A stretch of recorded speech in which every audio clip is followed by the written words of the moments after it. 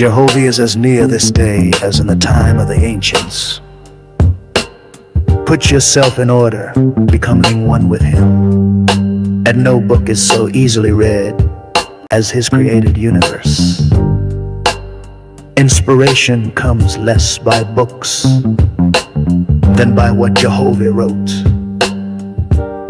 His worlds read him and his works.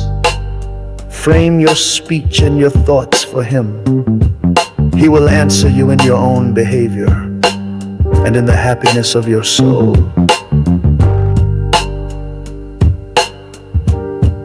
Great wisdom cannot be attained in a day, nor purity and strength to overcome temptation, till the growth is from the foundation. The fool will say, the sacred books are no more than man of his own knowledge could write.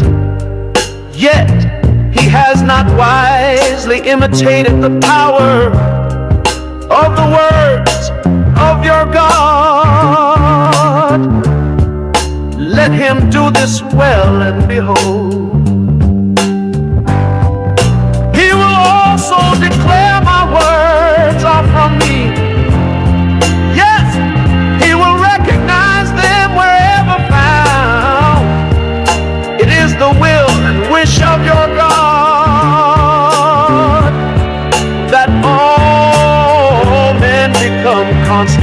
fully capable of receiving and comprehending the highest life, and that they shall no longer depend upon any priest, church, oracle, holy book, or upon consulting the spirits, and that their behavior may make the earth a place of peace, with long life to all people, for the glory of Jehovah. To his Etherian gods and goddesses, Jehovah said, as you have founded arcs of light in my Etherian heavens, to determine the travel of my corporeal worlds, so shall my God of the earth inspire mortals to build lighthouses for man's ships that travel on the oceans, and those who travel in the ships. And those on the land shall know when a ship nears the port, even as you see my traveling earth approaching the place of Cosmos. For this shall be an illustration to mortals, that I have appointed cycles of times and dawns of times, with gods and goddesses to superintend my creations in tenderness and love, lest by chance man becomes despondent, saying, alas, Jehovah did not provide in wisdom commensurate with the magnificence of his creations. Behold, the time draws near when the nations of the earth shall course around the whole earth in ships, crossing the seas and oceans to all the places I created. Gang in this thing, what it do, what it do. Peace to the chat, you know what I mean? Hey, give me a one in the chat if y'all can hear me clearly. Give me a one. As a matter of fact, I should know, but let me go on my YouTube. Yeah, nigga Thusha. Yeah, cold frames. And not only that, nigga, these are prescription glasses too. I'll be all through the night with these joints on, you know what I mean? See clear. See clear. Peace to the gang. What it do? All right, everybody. Hey, yo, Bronze, yo, let me tell you something, Bronze. I don't know what the fuck you was thinking when you put that shit together right there, Bronze. I need that blueprint, nigga. Whatever you did, copy and paste and send me that shit, my nigga. Like, is that your track? Did you make that beat, Bronze? Or did the program produce that? Because I've been fucking around trying to make some shit. I made a couple joints, but nigga, that shit right there is number one. That shit topped them all right there, son. Like, straight up. I did a little joint. I created one. Let me let you hear the one I created. To mortals and cannot go away from them until such time as mortals die. Mortals are responsible and bound to train them by examples of righteousness and good works to rise up. Now other than these angels, there are those who are slain in war, whose minds are in chaos, who dying in the heat of passion, fear and anger, become wild and bound on battlefields, or perhaps stroll away into deserted houses and castles, and are lost, bewildered and unapproachable. Of these there are hundreds of millions, and they are in all countries and among all peoples in the world. They are distracted and tormented with their own fears and bewilderment. Judgment is rendered against all nations and peoples in the world who engage in war, thus bringing these afflictions upon the angels of heaven. Judgment is rendered against every nation and all people in the world who carry on war or who are accessory to war, in which any man created alive by Jehovah is slain in defense of any king or other ruler, or in defense of any country or government in the world.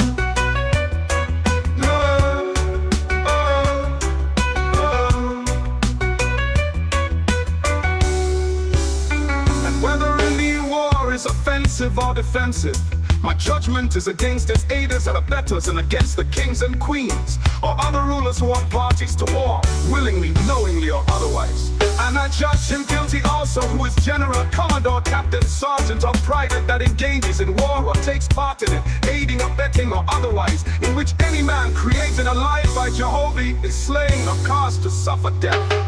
And yet aside from angels who are in chaos, There are hundreds of millions who are in declension, instead of resurrection. Such angels are those who in mortal life were whipped and tortured in prisons, or perhaps were hanged or otherwise put to death. All right, so Bound to train them by example. that was when I was playing with, you know what I mean? I tried to do a little something with the reggae joint. It came out all right, you know what I mean? But the shit, Bron's Dead Joe, that shit is a masterpiece, man. Yeah, I see you ain't saying nothing, bro. You're trying to hold the secret back. Nigga ain't said a word. Peace to the chat. Ferrari was good. What it do? Bless up to the family. You know what I mean? Mahalia, where's this friend? Big oblige up yourself. Big up yourself, yeah? Where's them? Spiritual child, what it do? What's the vibe, yo? You know what I mean? We outside with it. Malachi Maccabee, you done know. Create a gang. Y'all make sure to go like, subscribe to the God, man. The God's been doing their thing, dropping these motherfucking lectures back to back. Same thing with Cosmo and Cal. Cosmo and Cal, Malachi Maccabee been carrying the torch on YouTube streets. You know what I mean? Oh, I see the God Lucy in the building. Peace to the righteous God. Peace, what it do, King? Yeah, that AI shit is dope, bro. I ain't gonna lie. You know what I mean? I ain't really gonna play with it, but yeah, Lucy did. Yeah, Lucy kicked it off. Big facts. Lucy kicked this whole shit off, yo. When it comes to that AI shit, even with the graphics, he was kicking it off years ago. You know what I mean? So shout out to Lucy, Create a Gang. You know what I mean? He's behind the scenes. You don't see him much, but he in the behind the scenes working. You dig? Yes, daughter of the great spirit, peace, love, light, and balance. Balance yourself, yeah? So, you know, just an open vibe. No particular topic, but I was thinking about let me see here. You know, the dope thing about the Owaspy is that it explains endless progression. You know what I mean? There is not a limitation to your progression. It's not a limitation to your talents. You know what I mean? Like in the Bible, of course, you got your limitation. You're going to be stuck in the kingdom. Young Jimmy, all right? What it do? Hold on for a minute. Let me turn on this TV for a second. TV, I run rampant. Examples of righteousness and good works to rise up. Hold tight. Hold tight.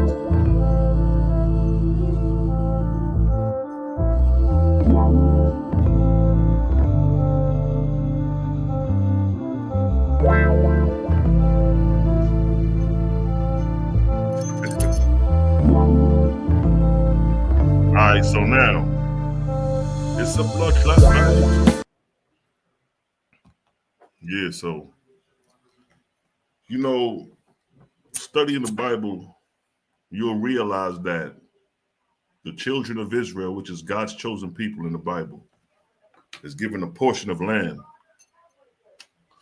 as their own, the promised land, as promised from Abraham.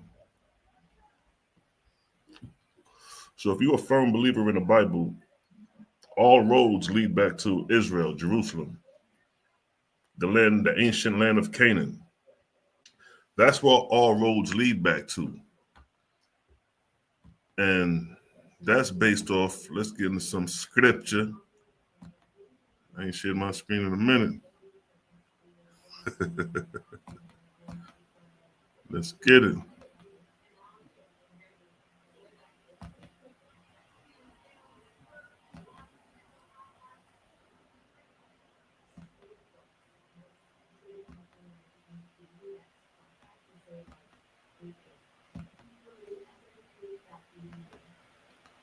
So now, when you look at Genesis chapter 17, right, verse 8, it says, this is God, right? It says, I will give unto thee and to thy seed. He's talking to Abraham to give you content. God is talking to Abraham, right? And his descendancy about possessing the land everlastingly. So the verse reads, and I will give unto thee and to thy seed after thee the land wherein thou art a stranger, all the land of Canaan for an everlasting possession, and I will be their God. So here, God has given you a limitation of a chosen land, a promised land. You're possessing the land of the stranger. So why would God give you a land that's already somebody else's when he could just go up the street and give you some free land that nobody else owns? So you got to question the God when it comes to these things. You got to question, well, why would God limit us to a real estate, a strip of land, this is the promised land right here. This is what the whole 12 tribes of Israel outlook is right here. This is their destiny. This is what they're hopefully going to go back to when the Mashiach or the Messiah returns. When Jesus Christ returns, all roads lead to Israel, according to the scriptures, right? So on this map, you see Abraham is from Ur of Chaldea right here, Kuwait, right? And then, he took his sojourn up in Assyria, which would be modern day Turkey. And then he went down and sojourned in Egypt, where we all know Egypt. And then in return, he came out and rested in the land of Canaan, where he had his descendancies at. And then God promised him this area. The area you see in green is the promised land. Now, keep in mind, the land of Israel today is just a piece of real estate right here within the Mediterranean, right here by Lebanon. That's it. But not knowing that the whole promised land is all this. Look at Africa. You got the Yemen Jews out here, right? But look at the Jordan. You know what I mean? All this is considered the promised land. This little piece of real estate. This is what God promised Israel. And in return, this is where the new Jerusalem's supposed to be coming down there too. So now, consider this. Let's go into Owaspi and make it make sense. Now look at this. We just read from the Bible that God gave that real estate to Abraham. Now, according to the Owaspi Bible, first book of God, chapter 12, verse 21, look what it states. Abraham asked concerning lands, right? God said, consider the way of your God. Did I go to the king and to the rich man and say, give me your sons and daughters? No, but I went to those who were despised by the king and the rich and said, come. And they came. Verse 22. And when you came here, did I say, take the king's lands or the rich man's land or the rich man? No, but I led you to that which was neglected and waste in the eyes of the king's people and said, this is your inheritance. Now stop there. This verse is saying that I did not force you to take land by sword or by warfare. He says, no, let him have that. I'm going to take you to where the wasteland is, where it's neglected in the king's eyes. According to the king, he doesn't consider that part of the real estate. Ain't nothing going on over there. I'm going to stick with. And God has said, I'm going to give you that real estate. I'm not going to let you interfere with somebody else's real estate. I'm going to give you something that's nobody's inheriting. Verse 24. And after your people have improved the place, so after you have settled in the so-called promised land or the land that God gave you, and look what it states next, and the king come against you, saying, I will have this land either by purchase or by battle. Now, this is the same attitude and behavior that the Israelites went when they traveled into Canaan to battle the Canaanites to take over the land. And this was commissioned by God to kill off the Canaanites to take over the land. But here in the Owaspi, look what it says. Look at the context that's being said. And after your people have improved the place, and the king come against you, saying, I will have this land, either by purchase or by battle, you shall say, no, neither by purchase nor by battle shall you inherit that which is the Creator's, Jehovah's. But if you desire the land, then I will give it to you without money and without battle. So according to the Owaspi, the true God is not encouraging or inspiring you to go to war over land at all. If somebody come for the land, you got that. We move forward to go to another piece of land and inherit that. But according to the Bible, what it's telling you? Go kill off the Canaanites. Go kill them infants, suckling, chop their head off, burn them, utterly destroy them. That's what the God of the Bible is telling the children of Israel to do to inherit the land of Canaan. But this verse is telling you, don't go to battle. Don't go to war. Don't purchase land. So we got a conflicting reality between two gods, even from the Owaspi's perspective concerning Abraham and inheriting lands, and the Bible, where God is telling the Israelites the descendants of Abraham, to kill off the people for the land. So we have a contradiction. And I would lean more to what the OWASP is saying, because neither by purchase, neither by battle, nigga, if you want the land, if a king come across another nation that's more powerful, yeah, you can have that. We just migrate and move out without battle, without war. That's what you call being non-resistant. Now look at this. This is Numbers 35:33, right?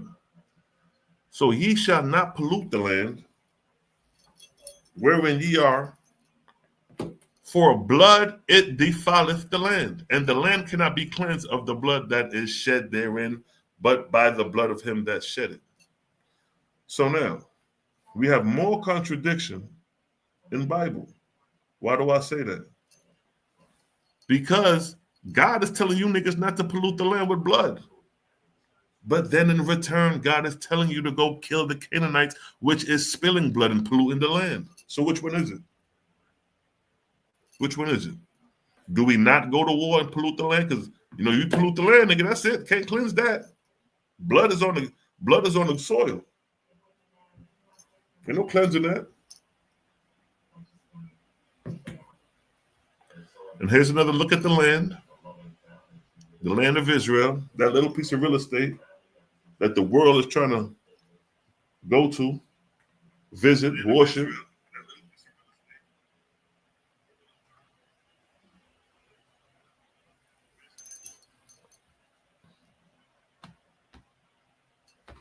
Now look how Israel obtained the promised land. Numbers 1:1. The Lord Jehovah spoke unto Moses in the wilderness of Sinai, in the tabernacle of the congregation on the first day of the second month, in the second year after they came out of the land of Egypt, saying, look what it states. From 20 years old and up, all that are able to go forth to war in Israel, thou and Aaron shall number them by their armies. So they're convincing you to go to war. It's warfare. So now, the God of war is convincing you to go to war in the very land that he said don't spill blood in. So if you go to war and start killing off the Israelites, it contradicts Numbers 35:33 right here. So ye shall not pollute the land wherein ye are, for blood it defiles the land. So the land cannot be cleansed of the blood that is shed therein. So how are we going to uphold and honor this verse right here, where it's telling you that blood pollutes the land and it can't be cleansed once it's shed? But down here in Numbers 1:3, God is prepping Israel to go to war in the very land that he said don't shed blood in. So what's really going on? What's really going on? Judges. Oh, let's go to Judges. We know Judges 20:18 is the most diabolical act of God himself, delegating the war between his own chosen people. And the children of Israel arose and went up to the house of God, Beth-el, the house of God, and asked counsel of God, El, and said, which of us shall go up first to the battle against the children of Benjamin? And the Lord said, Judah shall go up first. Why ain't the Lord say, you know what, we ain't going to go to battle. We're going to cease that. We're going to find another system in order to way of doing things for you to inherit this land. The Lord said they can send up Judah. They're going to go up there first to fight. But look what the precept of contradiction. Look, Exodus chapter 20, verse 13 says, thou shalt not kill. If you go into battle, nigga, you about to slaughter some shit. So if the Lord was about his business, he would have told Judah, thou shalt not kill. He would have told the house of Israel, thou shalt not kill. That's the law I bestowed on you. So why now am I going to go against the very law that I told you niggas not to do? So God is delegating in the battle now. He's up in there telling Judah to go up first, to fight, to die. You die in the battle. I ain't never seen a battle where a nigga ain't come out unscathed. Niggas done took casualties on both sides. Show me a war in history that ain't never, an army ain't never take a casualty. Show me the Vietnam War, World War I, World War II, where niggas ain't take casualties on both sides. So let's not be ignorant to the fact that Numbers 35:33, ye shall not pollute the land wherein ye are, for blood it defiles the land, and the land cannot be cleansed of the blood that is shed therein. So we have a serious problem going on in the land of Israel because now blood has been shed, and it's been shedding ever since.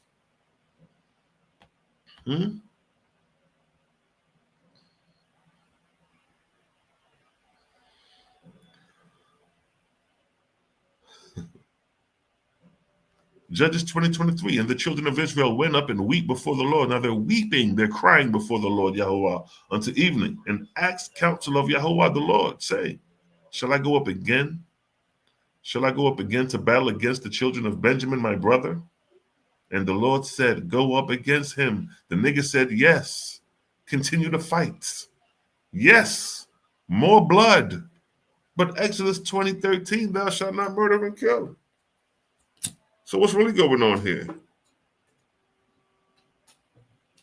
God over here wilding. He's delegating the war between Benjamin and Israel. He ain't tell neither side, thou shalt not kill. When Benjamin said, all right, so this how, if God was true to his word, this is how it would have read right here. I'm going to read that verse again correctly, how it's supposed to have been read. And the children of Israel went up a week before the Lord until evening, and asked counsel of the Lord, saying, shall I go up against to battle against the children of Benjamin, my brother? And the Lord said, this is what the Lord should have said. And the Lord said, thou shalt not kill. Nigga, that would have ended it right there. That would have ended the war. If God would have came to Benjamin and then would have went to the other side, went to Israel and said, thou shalt not kill. Nigga, the war would have ended because they would have listened to God. So if God say, go against him, they're going to listen to him. So why did God not just say, all right, man, it's been enough. Thou shalt not kill. Y'all niggas been killing. You know, I wasn't around to see all the battles, you know what I mean? Now that I'm here, y'all niggas go ahead and put your guns down. Thou shalt not kill. That was the law I gave you niggas. Don't cross it no more. That's why I should have been coming at the niggas. But no, the Lord said, kill, kill, kill. Go up against your brother and kill. Kill Benjamin. I give you a sword to kill. That's what the Lord is telling the children of Israel to do. Kill, kill, kill. And what happened? What happened? What happened? Look. Judges 20:24. The children of Israel came there against the children of Benjamin the second day. Verse 25. And the Benjamites and Benjamin went forth against them out of Gibeah the second day and destroyed down to the ground of the children of Israel 18,000 men. All these drew the sword. So God told the house of Israel to fight Benjamin, to kill, kill, kill. And when they made the attempt to go kill, kill, kill, they lost. 18,000 men died in casualty that was supposed to be a victory for God. Because come on, let's be real. If we go to God and God tells us, yeah, I got you, man, go ahead and go to battle the next day, you got the confidence of God behind you.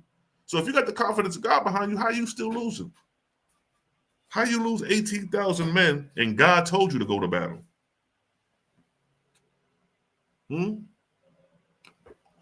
Not only did God told you to go to battle, but shit, you supposed to have the confidence to win, nigga. You got God behind you.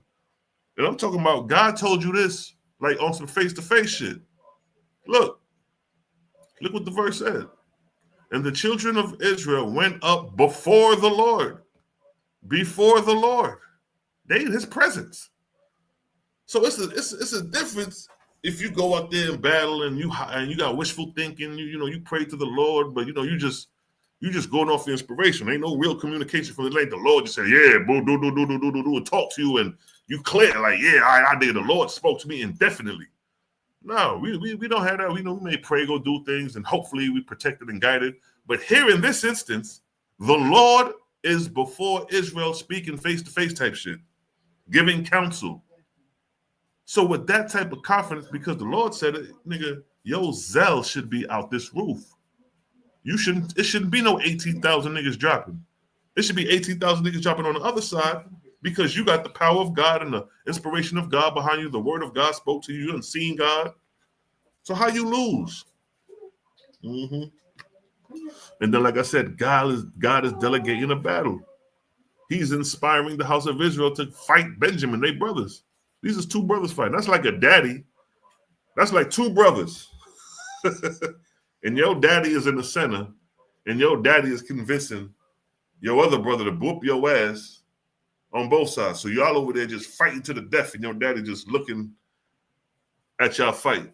And then when y'all stop fighting, one come for, yo, dad, you think I should, I'm tired of fighting my brother. You think I should keep going? Yeah, nigga, keep fighting your brother. And your dad tell you that.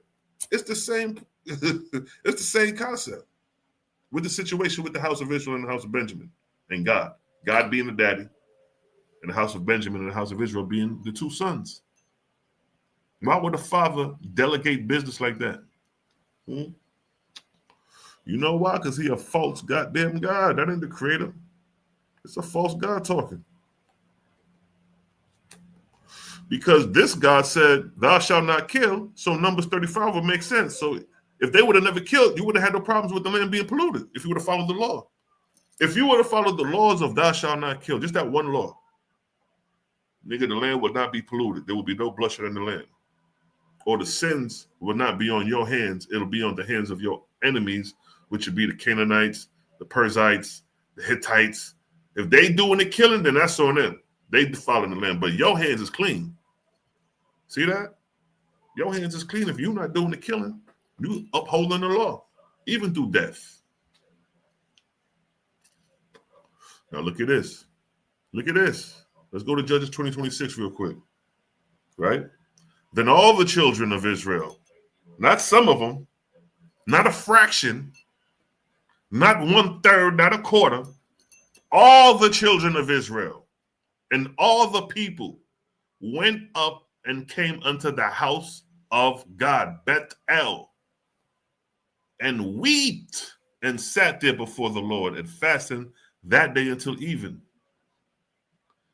and offered burnt offerings and peace offerings before the Lord. Now you know, a burnt offering and a peace offering. It's a way you perform that, right? So now, keep in mind, this is the whole house of Israel. So now they're about to offer up the burnt offering and the peace offering. Now, what is consisting of the burnt offering? Let's go there first. This is the burnt offering. Starting from verse 4. And he shall put his hand upon the head of the burnt offering, and it shall be accepted for him to make atonement for him. Verse 5, and he shall kill the bullock before the Lord, and the priest of Aaron shall sprinkle the blood around about upon the altar that is by the door of the tabernacle of the congregation. Now, this is what the whole house of Israel is doing. They playing with blood. They killing animals and playing with blood, sprinkling blood. Now, we just read in Numbers 35:33, so ye shall not pollute the land wherein ye are, for blood it defiles the land. And the land cannot be cleansed of the blood that is shed therein. Here we're chopping off goddamn goat heads and sprinkling blood of animals before the tabernacle of the congregation. So which one is it? Are we supposed to sprinkle blood on the land as a burnt offering? Or are we not to defile the land by splitting blood? So this gets real complicated. Because you have God saying one thing and then, I'm going to give you a pass on that. Y'all go ahead and kill that bullock. Chop the head off. And look what it states in verse 6. And he shall flay the burnt offering and cut it into his pieces. There it is. Verse 7. And the sons of Aaron, the priest, shall put fire upon the altar and lay the wood in order upon the fire. And the priest of Aaron and the priest Aaron's son shall lay the part, the head, and the fat in order upon the wood that is on the fire, which is upon the altar. Now, this is an example, a famous example that we always use to show the reality of how this shit would look in real time. So let's say that's a priest of Aaron, this nigga happy as hell, with some goat heads on the top of his platter. This is what you'll be observing in the burnt offering unto God. You know how stink them goddamn goat heads is right now? Them damn animals be stink when they alive. You got to clean them shit so they skin, their body gonna sweat stink. Now you got a dead animal with a chopped off head. Look at this one right here. He looking at you. Y'all see that right here? This one right here with my mouth at. His eyes open. I ain't tripping. Ain't his eye open? Like he looking at you. But yeah, this would be an example right here of the chopped off goat heads. Now keep in mind the whole house of Israel doing this. Not just one person. So multiply them goddamn goat heads by 1,000, hundreds of thousands. And the purpose of you doing this before the Lord is in verse 9. Here's the sole purpose of this. Verse 9. But his inwards and his legs shall he wash in water, and the priests shall burn all on the altar, to be what? A burnt sacrifice, an offering made by fire of a sweet Savior unto the Lord. So the sole purpose of a burnt offering is for you to burn animals and the Lord smell it as a sweet Savior. You know when you at the barbecue when that shit start roasting and smelling the flesh of them, that whatever's cooking, you be like, that smell good. Can't wait to get some of that meat. That's what the Lord is doing. That's the sole purpose of you burning the animals, just for him to say, that smell good. Right here. This is the sole purpose of the law. The sole purpose of the Leviticus law is for the Lord to smell the sweet Savior and enjoy the smell. If you go to the peace offering, the sin offering, any of the offerings is going to end with this verse. An offering is going to end with this right here. It says this one is a burnt sacrifice. If it's a peace offering, whatever offering it is going to end like this. An offering made by fire of a sweet Savior unto the Lord. I don't care if it's the burnt offering. I don't care if it's the peace offering, the sin offering, any of the offerings in that chapter in Leviticus, in the book of Leviticus, is going to always end with this verse right there that's highlighted. That is the sole purpose and priority of the Lord wanting you to do this so he can smell the aroma. You niggas never question that? Prove me wrong. Prove me wrong that ain't what it's saying. If that ain't the sole purpose of the law, of the Lord enjoying the sweet Savior, well, show me something different, according to the scripture.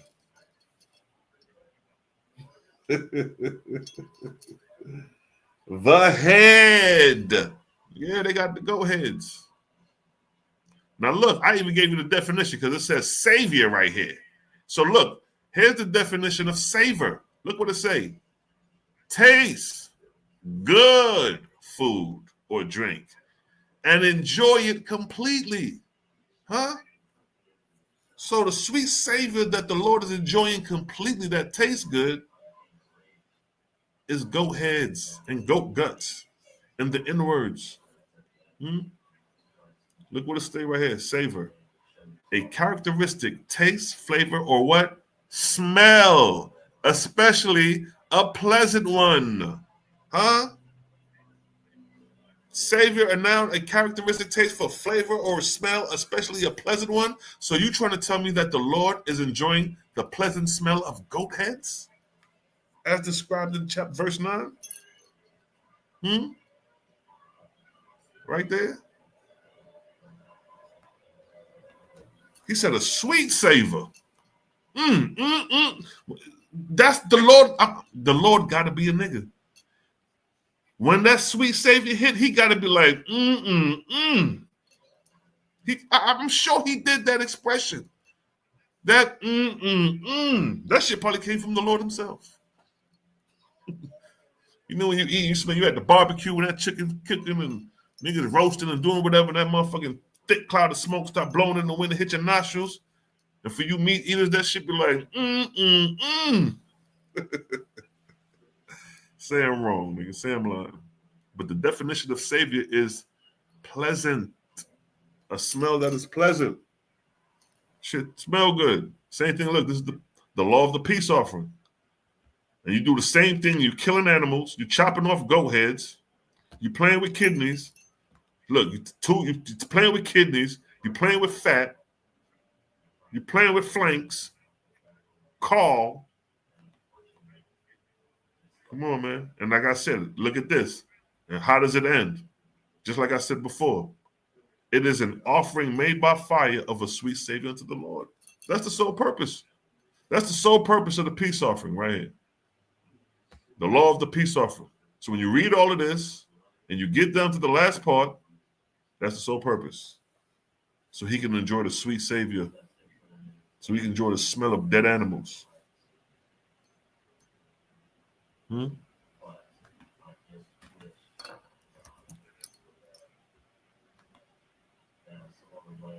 That's what the Lord is enjoying right there.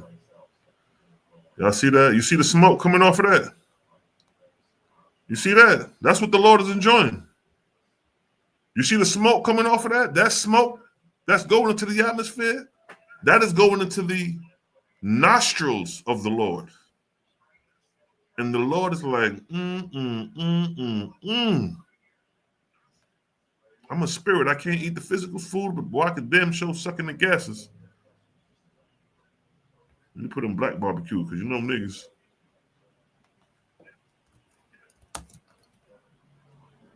There you go, right there. That's the Lord right there. There you go, right there. That's niggas cooking for the Lord. You see that smell coming up? You think that nigga ain't said, Boy, I can't wait to get a hold of this chicken. This ribs. See that? Look at that. He got the whole pig laid out. See that? That's it right there. They gonna burn that. That's a pig laid out. That's gutted. That's what they doing. They gutting. How you gonna get to the gut? How you gonna get to the kidneys? See the two kidneys? How you gonna get to the two kidneys if you ain't gutting it like that right there? Splitting it down the center, open it up. The inward parts. Didn't it say the inward parts?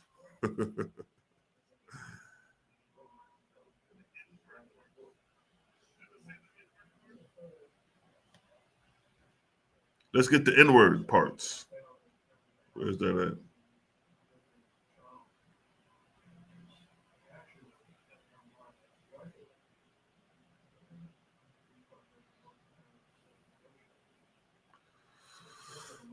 But y'all know what I'm talking about. It's right here. The inwards and the legs. See that?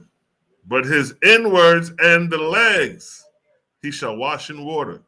So they go the legs, they go the inwards. See that? This is what the Lord, this right here, the burnt offering and the sin offering is the first barbecue recorded in history.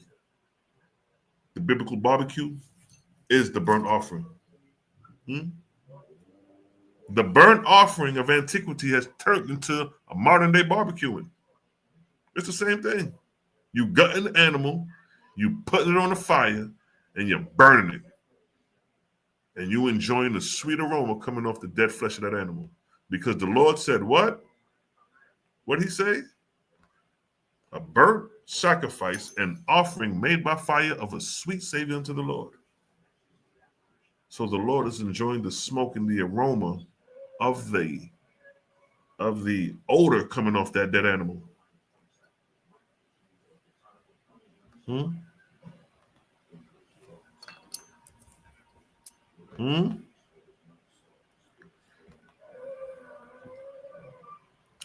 Now, when we go to the book of Santanti, son of Jehovah, chapter 3, verse 27,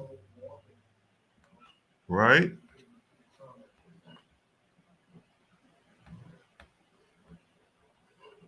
Look what Jehovah say.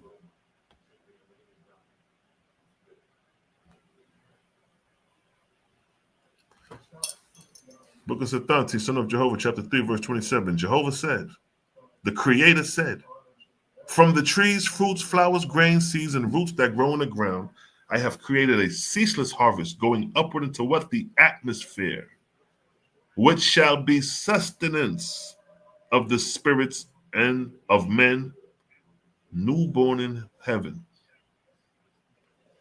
So they're saying that the aroma that comes off of fruit or fruits, when you smell a mango, that aroma that you're smelling, that is sustenance for the newborn spirits in heaven.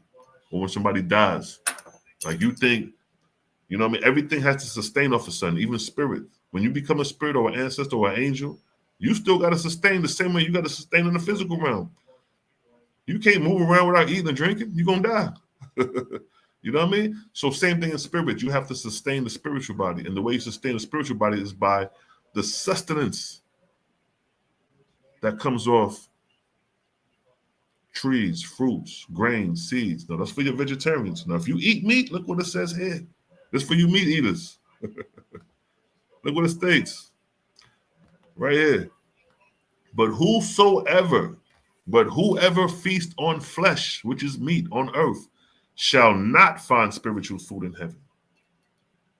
But whoever feasts on flesh on earth shall not find spiritual food in heaven. What is spiritual food in heaven? Right here. Jehovah said what? From the trees, fruits, flowers, grains, seeds, and roots that grow in the ground, I have created a ceaseless harvest going upward into the atmosphere. That is the spiritual food in heaven. See the connection between earth and atmosphere? It's a connection between earth and atmosphere, physicality and spirituality.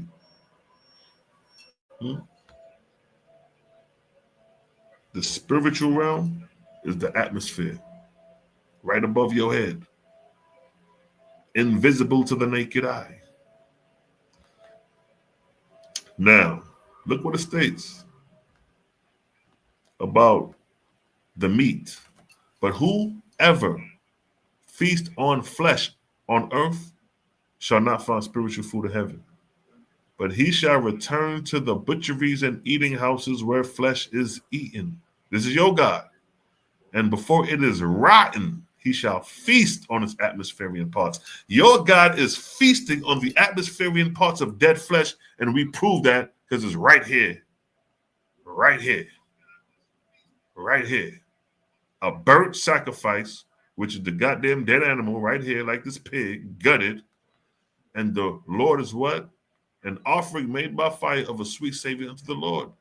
This is a sweet savior unto the Lord, the smell of dead animals. But according to the Owaspi, but whosoever feasts on flesh shall not find spiritual food in heaven. Why ain't your God telling you this? This makes way more sense to me. Not to feast on the flesh. That the fruits and herbs will be more sustenance for you in the physical and in the spiritual. But if you can't let go of the flesh and you hard carnivore, you shall not find spiritual food in heaven. You shall not, meaning to say, you shall not be desirable to eat fruits, grains, and herbs. Just the same way a hard carnivorous meat eater doesn't have a desire to eat herbs and vegetables. They're hard body carnivores. So when they cross over in spirit, they're not going to have a desire to eat the spiritual food that is healthy for you. But you're going to have a desire to eat what? What? The atmospheric parts of dead flesh. What did it say? But he shall return to the butcheries and eating houses where flesh is eaten, and before it is rotten, he shall feast on its atmospheric parts. So you're in charge of your own reality. You're responsible for your own actions. See that? But this is the foundational layout to show you, even after you die, and when you become an ancestor, an angel, a spirit, whatever name, you still have to sustain that spiritual body.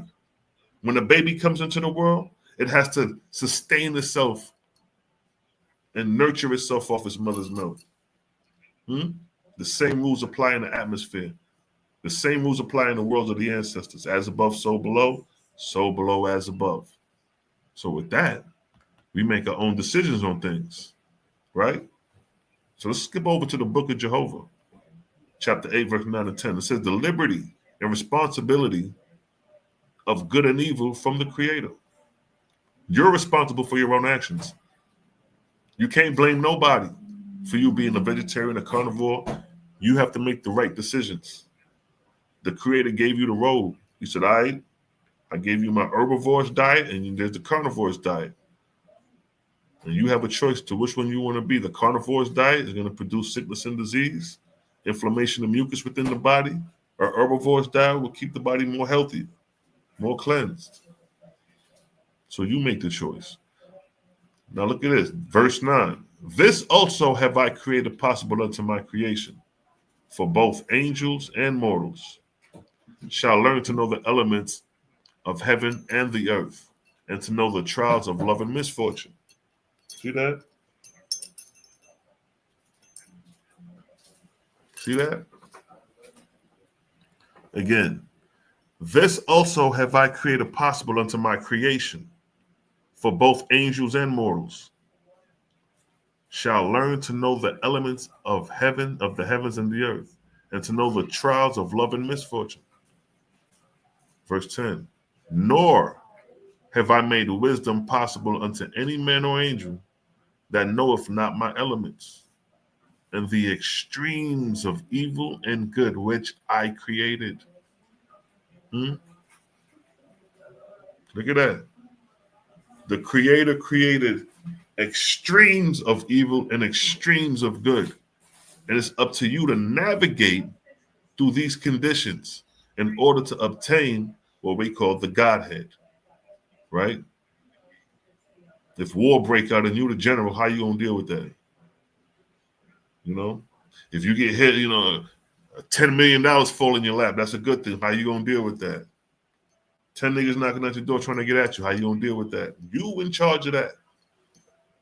And you're responsible of how you respond to that. You may go out there with the AK and chop down 10 niggas. That's 10 bodies you done got. You may go out there and talk and be able to negotiate yourself out of it. You may go out there and try to talk and they may jump your ass and shoot you. Maybe kill you. That's the reality of the situation. And you have to navigate through this reality.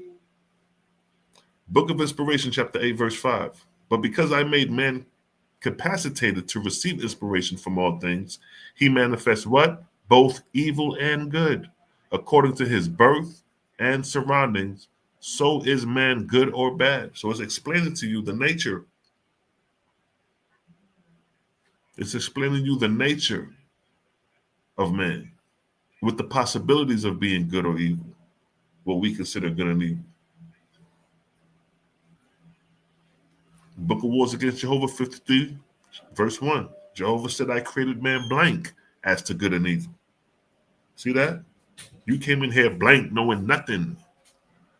You had to have been taught everything you know as a child by your parents or whoever was raising you. So Jehovah has said, I created man blank as to good and evil, and gave him liberty. And I gave liberty also to the spirits of the dead. So liberty is the principal thing in your decisions. You have the liberty to do good or evil. That's what it boils down to. You have the freedom to do these things. You can go out right now and do whatever you want. Whatever's on your mind, you can do it. You can carry it out. You have the liberty to do it. But the spirits set themselves up as what? Gods, Elohims. And to glorify themselves, use mortals in their own way. So the gods, being, of course, more intelligent than mortals, use us in their own way. For they found that mortals could be turned to good or evil, to war or to peace, to virtue or to lust, according to the inspiration of the angels watching over them. See that? According to what? According to what? The inspiration of angels. You don't even know you have angels watching over you. And these angels watching over you inspire you to what? Good or evil. If you got evil intent on your mind and you want to go out there and do some wild shit, you're being inspired by angels watching over you with that mind state. Book of Inspiration, chapter 13:5. Jehovah said, because I give you what? Liberty, freedom. Thou art responsible for all thou art, and for all thou makest thyself, and for all that shall come to thee, for thy peace and happiness, both in this world and the next. You are solely responsible for your reality. Solely responsible. Jehovah said, what? I give you liberty.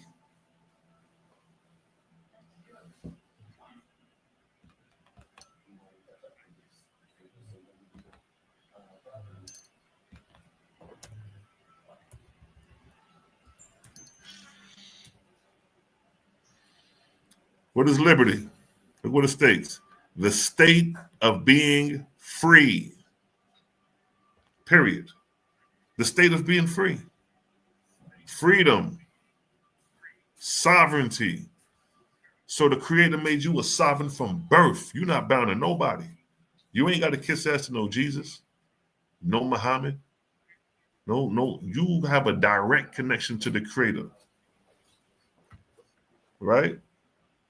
Now look what it states in verse 22. And now because I gave unto thee this extreme liberty, this extreme freedom, and thou hast chosen, behold, thou art accountable unto thyself for thy every thought and idea, and for thy spirit and soul, and in thy behavior, thou art responsible to all the world. So it's right here. Owaspe's letting you know, nigga, you in charge.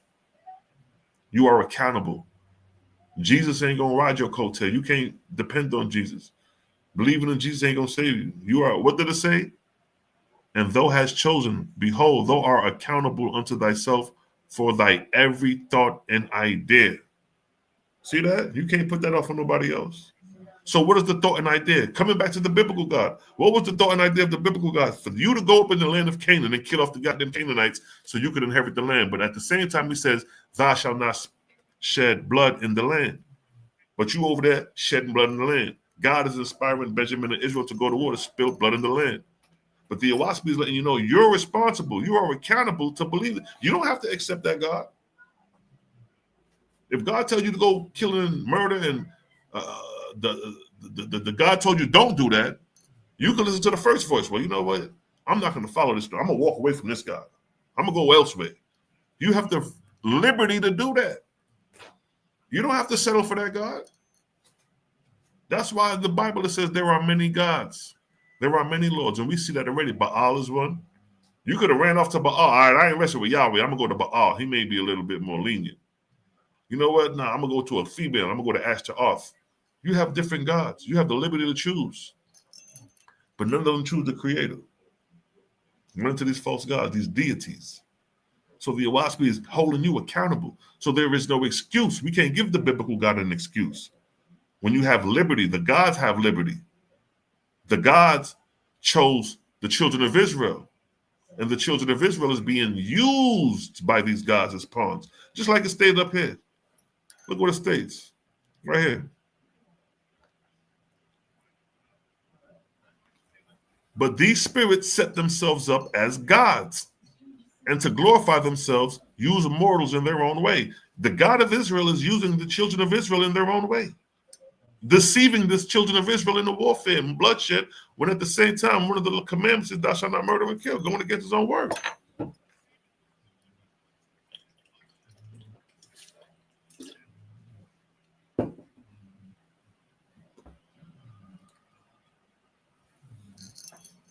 So look, it says, but these spirits set themselves up as gods. God is a spirit, right? You know that God is a spirit. And you know that gods mean Elohim, more than one. So we clear on that. We clear on that. And to glorify themselves, meaning the gods, because you glorify these gods, you worship these gods. They use you in their own way. They use morals in their own way. God chose the children of Israel to what? Use them in their own way. The nigga got you chopping off goat heads. The nigga got you goddamn killing off all type of animals, turtles, lambs, bullocks, to please this God, only for him to enjoy the sweet aroma and the smell of it. He's using you in his own way. And look what it states here. The last part, right here. For they found, meaning the gods, they found that mortals could be turned to good or evil. Now, if mortals could be turned to good or evil, and you have liberty over us to inspire us to good or evil, why choose the evil route? Why be the God of war instead of the God of peace? And inspire the whole humanity with that. So The fact is that these gods can inspire you to good or evil, to war or to peace, virtue or to lust, according to the inspiration of angels watching over you, because every human being has a guardian angel watching over them, whether if you believe it or not. Creator gang is past the point of what you believe. We done with you. Half y'all don't even read, period. Nigga, we thoroughly study over here. We study literature. So if you haven't read and investigated and researched on the level that we have, you can't have this conversation. Just sit back and listen and raise your questions and learn something. Because you're not qualified to have a conversation with somebody who has invested time in researching something that you don't even know about. You niggas don't even know about what we're talking about. What I mean is that you don't even know the highest spiritual levels that we talk about as far as these gods. You niggas still arguing if there is more than one God. Nigga, we surpassed that. We long past that, nigga. We done laid out the heavenly kingdom. I done laid down the foundation, the heavenly kingdom, the title and ranks of angels. Nigga, I've been laid that out for the people. And for those who follow the gang and those who part of the gang, nigga, we look at y'all and laugh like, yo, that's like living in America. You know the president, but you don't understand the government structure. The president, the vice president, the senators, the Congress, you know what I mean? The body that makes up the government. We over here know the body that makes up the government and know how the kingdom is ran, how the government is ran. And all you understand is just that there's a president running. And that president would be equivalent to God. Yeah, we know there's a God. You know, God, yeah, we believe in God. But if God has a kingdom, you got to understand how a kingdom runs. You can't have a kingdom without a king. You can't have a kingdom without a throne. And you definitely can't have a kingdom without people to govern the kingdom.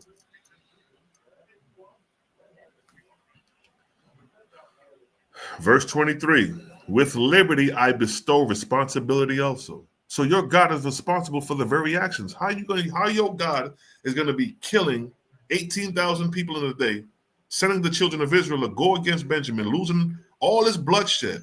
What is the nature of the spirits of the dead?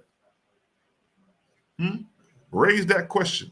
When God is sending the children of Israel to slay the Canaanites, man, woman, and child, suckling an infant, what is the nature of the spirits of those slain? Because you got to be responsible for that. What is the responsibility of bloodshed, of going to war? Who's responsible? Who's going to take the accountability from warfare?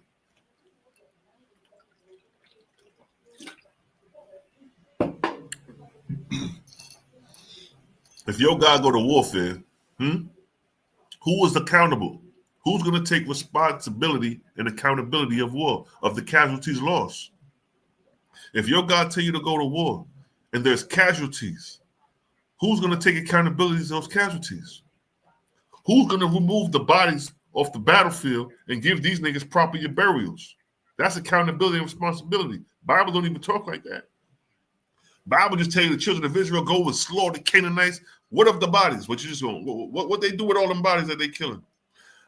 When God came down and killed 25,100 of the children of Benjamin, where them bodies go? That's 25,000 bodies in a day.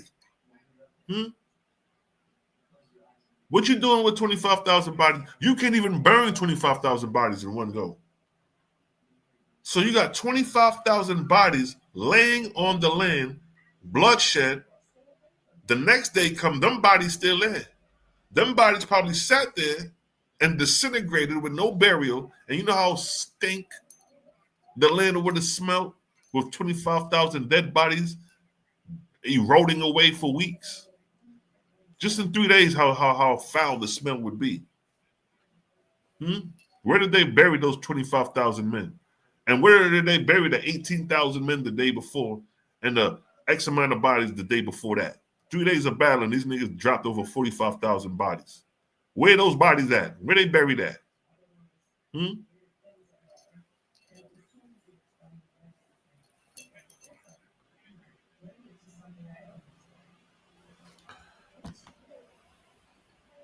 It's a blood clot vibes. Yes, family, man. Just chime in with the people in real quick fast, yeah? Take a little break. Let's run the rhythm. Run it. Jehovah is as near this day as in the time of the ancients. Put yourself in order, becoming one with him. And no book is so easily read as his created universe. Inspiration comes less by books than by what Jehovah wrote. His worlds read him and his works. Frame your speech and your thoughts for him. He will answer you in your own behavior and in the happiness of your soul.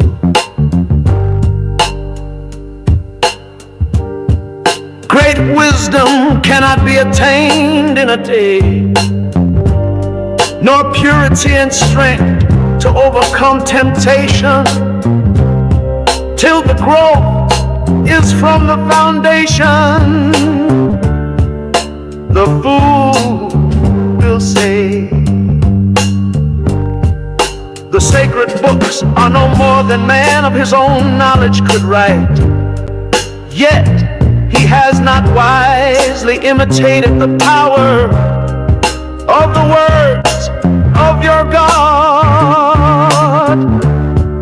Let him do this well, and behold, he will also declare my words are from me. Yes, he will recognize them wherever found.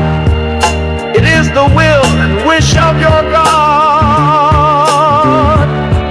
that all men become constitutionally capable of receiving and comprehending the highest life, and that they shall no longer depend upon any priest, church, oracle, holy book, or upon consulting the spirits, and that their behavior may make the earth a place of peace, with long life to all people, for the glory of Jehovah. To his Etherian gods and goddesses, Jehovah said, as you have founded arcs of light in my Etherian heavens, to determine the travel of my corporeal worlds, so shall my God of the earth inspire mortals to build lighthouses for man's ships that travel on the oceans, and those who travel in the ships. And those on the land shall know when a ship nears the port, even as you see my traveling earth approaching the place of Cosmin. For this shall be an illustration to mortals, that I have appointed cycles of times and dawns of times, with gods and goddesses to superintend my creations in tenderness and love, lest by chance man becomes despondent, saying, alas, Jehovah did not provide in wisdom commensurate with the magnificence of his creations. Behold, the time draws near when the nations of the earth shall course around the whole earth in ships, crossing the seas and oceans to all the places I created.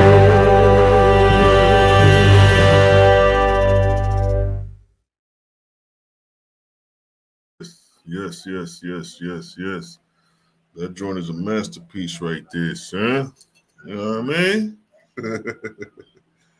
Yeah, so, you know what I mean? We're just going over a couple of lessons, exposing the biblical God in the promised land of Israel being a fucking hoax by a false God.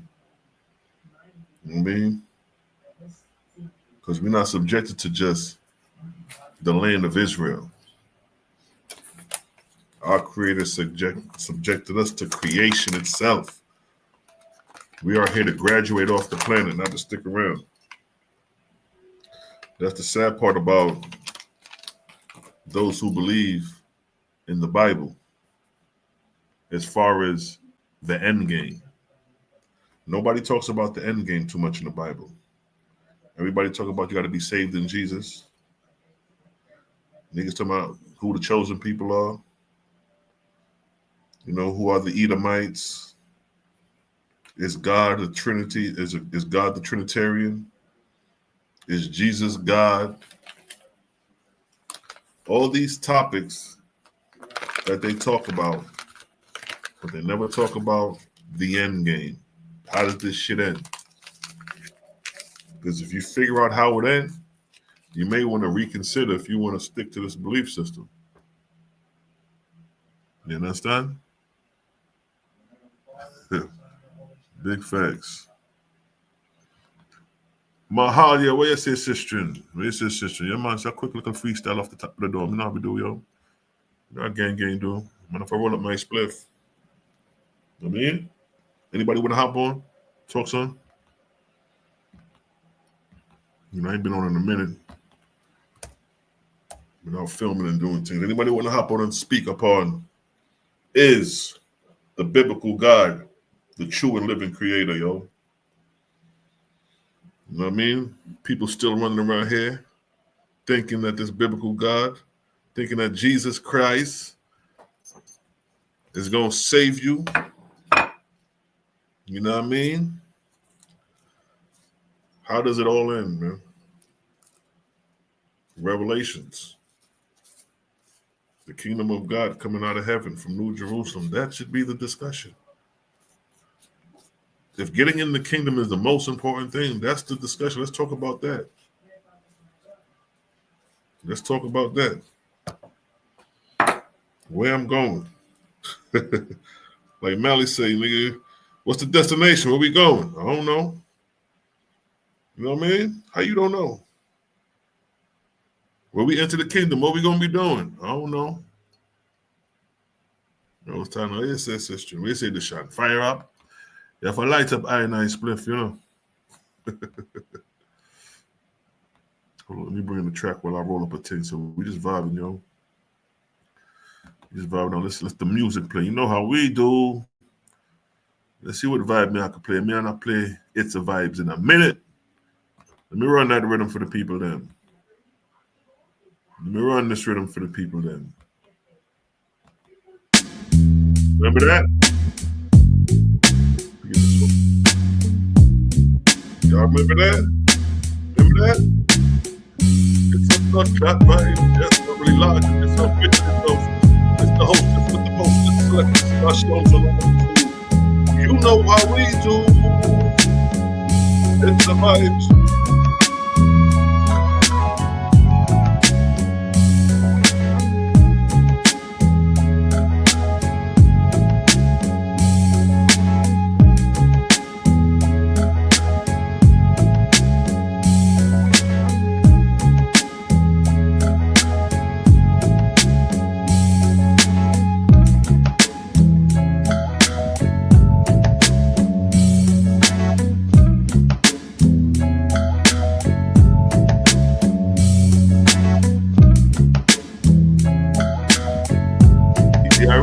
Original is the vibe, yeah. The original. It's a flat vibe.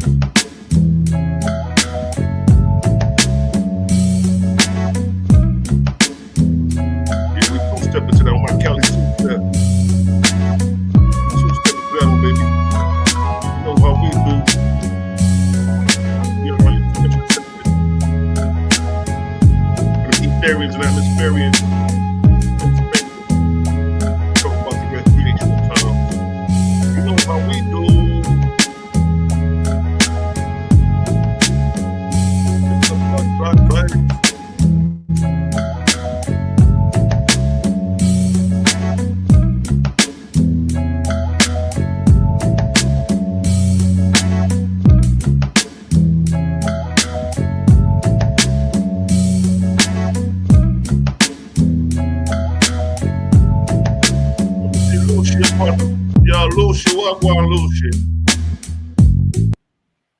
Lucia, Wagwan, you can hear me, King? Yeah, I hear you. Hear me? Yes, sir. Yes, sir. Loud and clear, Wagwan, King. Long time, yo. What's the word? Chilling, man. Just, tuning in. Yeah, man. I ain't been on in a minute, man. I just decided to hop on, show face for a minute. Hold on. You good? So, yeah, when you were doing your breakdown, right, you were talking about the part in the OSP where it's saying that, they got to go to the butcheries, and I'm paraphrasing because it says in other places like butcheries and fisheries and things of that nature. Right.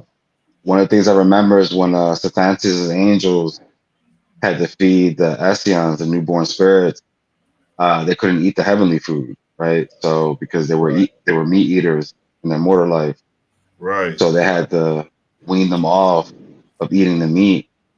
Right. So they had to go and get basically the organic material that was coming from the meat when it was being slaughtered or butchered, and also when it was consumed by the individual. So when that was being read, and I read it as you had it up, Okay. I went back and looked it up, like through AI. I did an AI search, and I use Perplexity, mind you. That's really good for research, because it'll take sources based off your inquiry, and it'll synthesize the information and present it to you, but it'll still give you the sources so you can go back and just read the source itself. But I looked it up, and it says something that when meat is slaughtered and eaten, it releases carbon, Right. and sometimes methane. Right. And then I read further, which I found interesting, is that the carbon that's in meat originally comes from the plant that the animal consumed. Right. So when you're eating meat, because carbon, you get the carbohydrates, proteins, and fat, right, through carbon. Animals just function as an intermediary for that. Because when you eat the animal, you're indirectly eating the carbon that was provided by the vegetation that the animal ate. It's already been fixed by the plant. So you can just go directly to the source, which is the plant. Correct. Right. And well, I like would just say, even the meat that's eating the source, the plant, you know what I mean? Like you got like you got certain animals that are herbivores. They don't eat other animals. They just eat fruits and vegetables. So it's like those animals, if you don't eat meat, those niggas you probably want to eat because they're not contaminated with the blood of other animals compared to like nigga out here eating a lion or something like that or whatever type of other meat that hunts down other carnivores. Yeah. So yeah, the beautiful thing about it though, King, is that it shows you an alternative. It don't condemn you to hell for doing that. You know what I mean? Mm-hmm. It's not like, yo, the niggas eat meat, they going to hell forever. They're going to throw in a lake of fire. They're like, nah, all right, so this is what we're going to do. I know y'all niggas eat meat, y'all enjoy it. It's a portion of time, but y'all going to enjoy this shit over here too, but we're going to slowly wean y'all niggas off so we can elevate y'all to this next level. Yeah. Yeah, and the Owaspi, that's what I'm saying. The Owaspi doesn't say people go to hell for eating meat. It just means that you eat meat. From my understanding of it, how you're great spiritually, it don't really matter how like knowledgeable you are, spiritual you may be. You dig what I'm saying? If you eat meat, I think that puts you automatically at grade 1, right? When you're into the spiritual realm. Yeah, because it's like the purity of the higher realms is not sustainable for us at the time. So it's like, although you're a good person, you got knowledge of self, but your spiritual body is not capable of sustaining probably these particular atmospheric densities or whatever the case may be.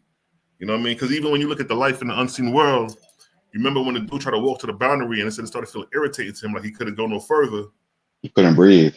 Right, shit like that. So it's like, No, you're right. It was a different density, and his body wasn't evolved to that point. That's why if you die at a higher spiritual grade, you're in the lower heavens for like 3 days, and then you rise. You know what I mean? But then it's like when you rise, you can bypass a lot of the lower heavens. You know what I'm saying? Because your being is at a different density, at a different frequency. So you can now inhabit a higher form of density. A habitation is higher, more rarefied. And that's you said that in the life in the world unseen, when the bull tried to go past, he said there was no angelic guards or nothing like that. You could see clearly across, you could see the people, some of the people living there. But when he started crossing over, he realized he couldn't breathe. So he was forced to go back. There was no possible way for him to go any further because he felt like he was going to die. Now, like he did say, like it is possible for one to go into those regions, not being at that spiritual grade, but that will require somebody who lives there to come and get you, put like a sigil or some shit over you so you can come in and then take you back. Exactly, and that's exactly what happened with him in the Life of the Unseen. Because you remember, it said it was funny. It said that Chaldean and the Egyptian assisted them in the next realm or the higher realm where they had to be close, so they couldn't withstand. You know what I mean? Like you say, the density of that level, so they had to be close. Almost like how we got to go in an airplane to withstand the density of the higher atmosphere. You know what I mean? On the Earth level. Yep. That's interesting. Oh, I can see Jamia got a question up here. Let me see what she's talking about. Are we bound here for 6 generations if we have offspring? It can be up to 6 generations, depending on the offspring. Yeah. I guess that'll depend on the offspring and the progression. You know what I mean? Just like school, you know, you may be in school and there's the natural progression of school where, I'm going to graduate in 4 years and be here.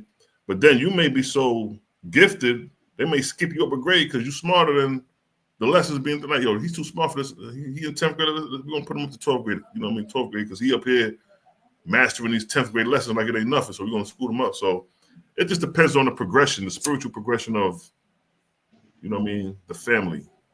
And you know that's not an easy task because you may be spiritually advanced and high level thinking, but then you're responsible for your offsprings. You know, you may have a wayward son who may not listen, and he out there in the streets want to be a YN, and he out here wilding. Here you are, spiritual guru, but he over here GDing. You know what I mean? So the gift, the true gift is, you know what I mean, like the Owaspi say, the key is, you know, molding the whole. The whole, you know what I mean? Whatever you're dealing with, you know what I mean? Molding the whole, looking at it holistically. You know what I mean? I deal with people. I gotta look at the whole vision. I'm responsible for the whole movement, where it's going, how it's going, make sure people get along and not get jealous of each other. You know what I mean? You're responsible for all that. Because our family are miniature kingdoms, you know what I mean? Our families, even if it's a messed up dilapidated kingdom, if you won't get along with your baby mama, y'all at odds, y'all got kids together, she may have another boyfriend, all that is part of it, you know what I mean? We are responsible for it. You may have a chick with 2 baby daddies, but they get along. And then, you know, everything's flowing smooth. It ain't got to be drama. You know what I mean? So it's a lot to it. When we're talking about spiritual progression, like we can spiritually advance our own grade. But when you're trying to advance others, that shit is challenging.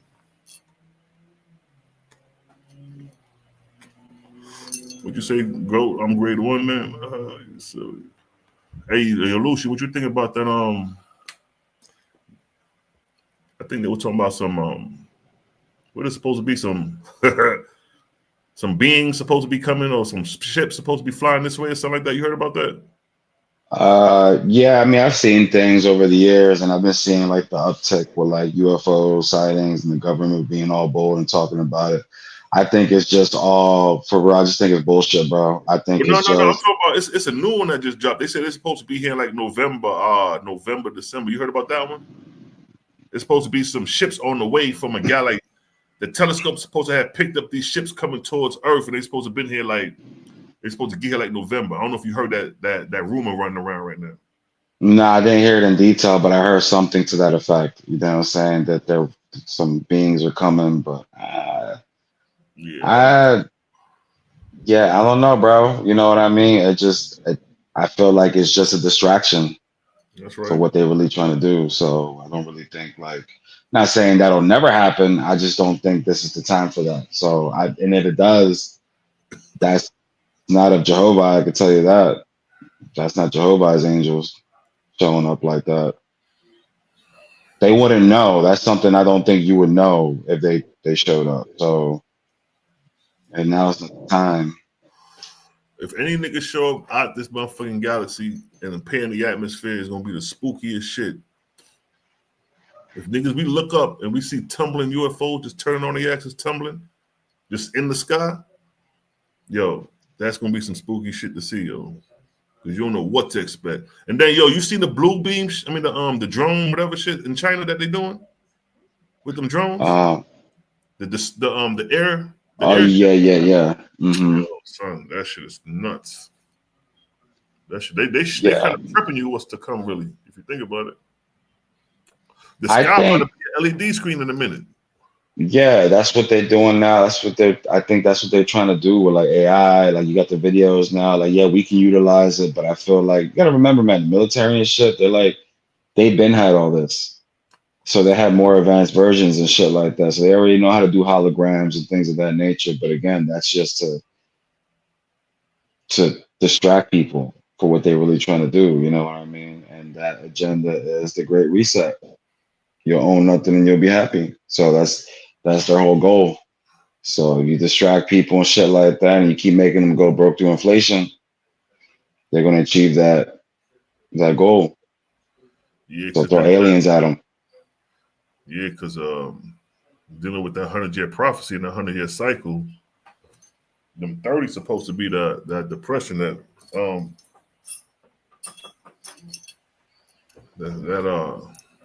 what's that? The Great Depression type shit, the economical collapse and shit. Yeah, I don't think the heavens open up for us until we start becoming unified as people. Yeah, So fact. nations start getting their shit together and just really start unifying. And I think that's when the Ethereans come down. They're not just showing up to show up.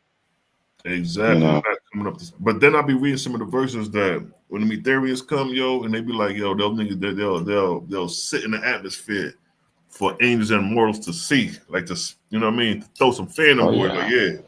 yeah, we here. What's good? That I 20, just feel like if that's the case, there'd be a different aura with them. right. There'd be a different aura to it. It wouldn't be like this eerie shit that you see in like, some alien abduction movies and shit like that. That is like, You seen the fourth kind? I don't think I've seen that. Oh, yo, Lou, you gotta see. You gotta check that on the fourth kind. Gotta check that, Hmm. yo. You'll dig it, yo. You'll dig it.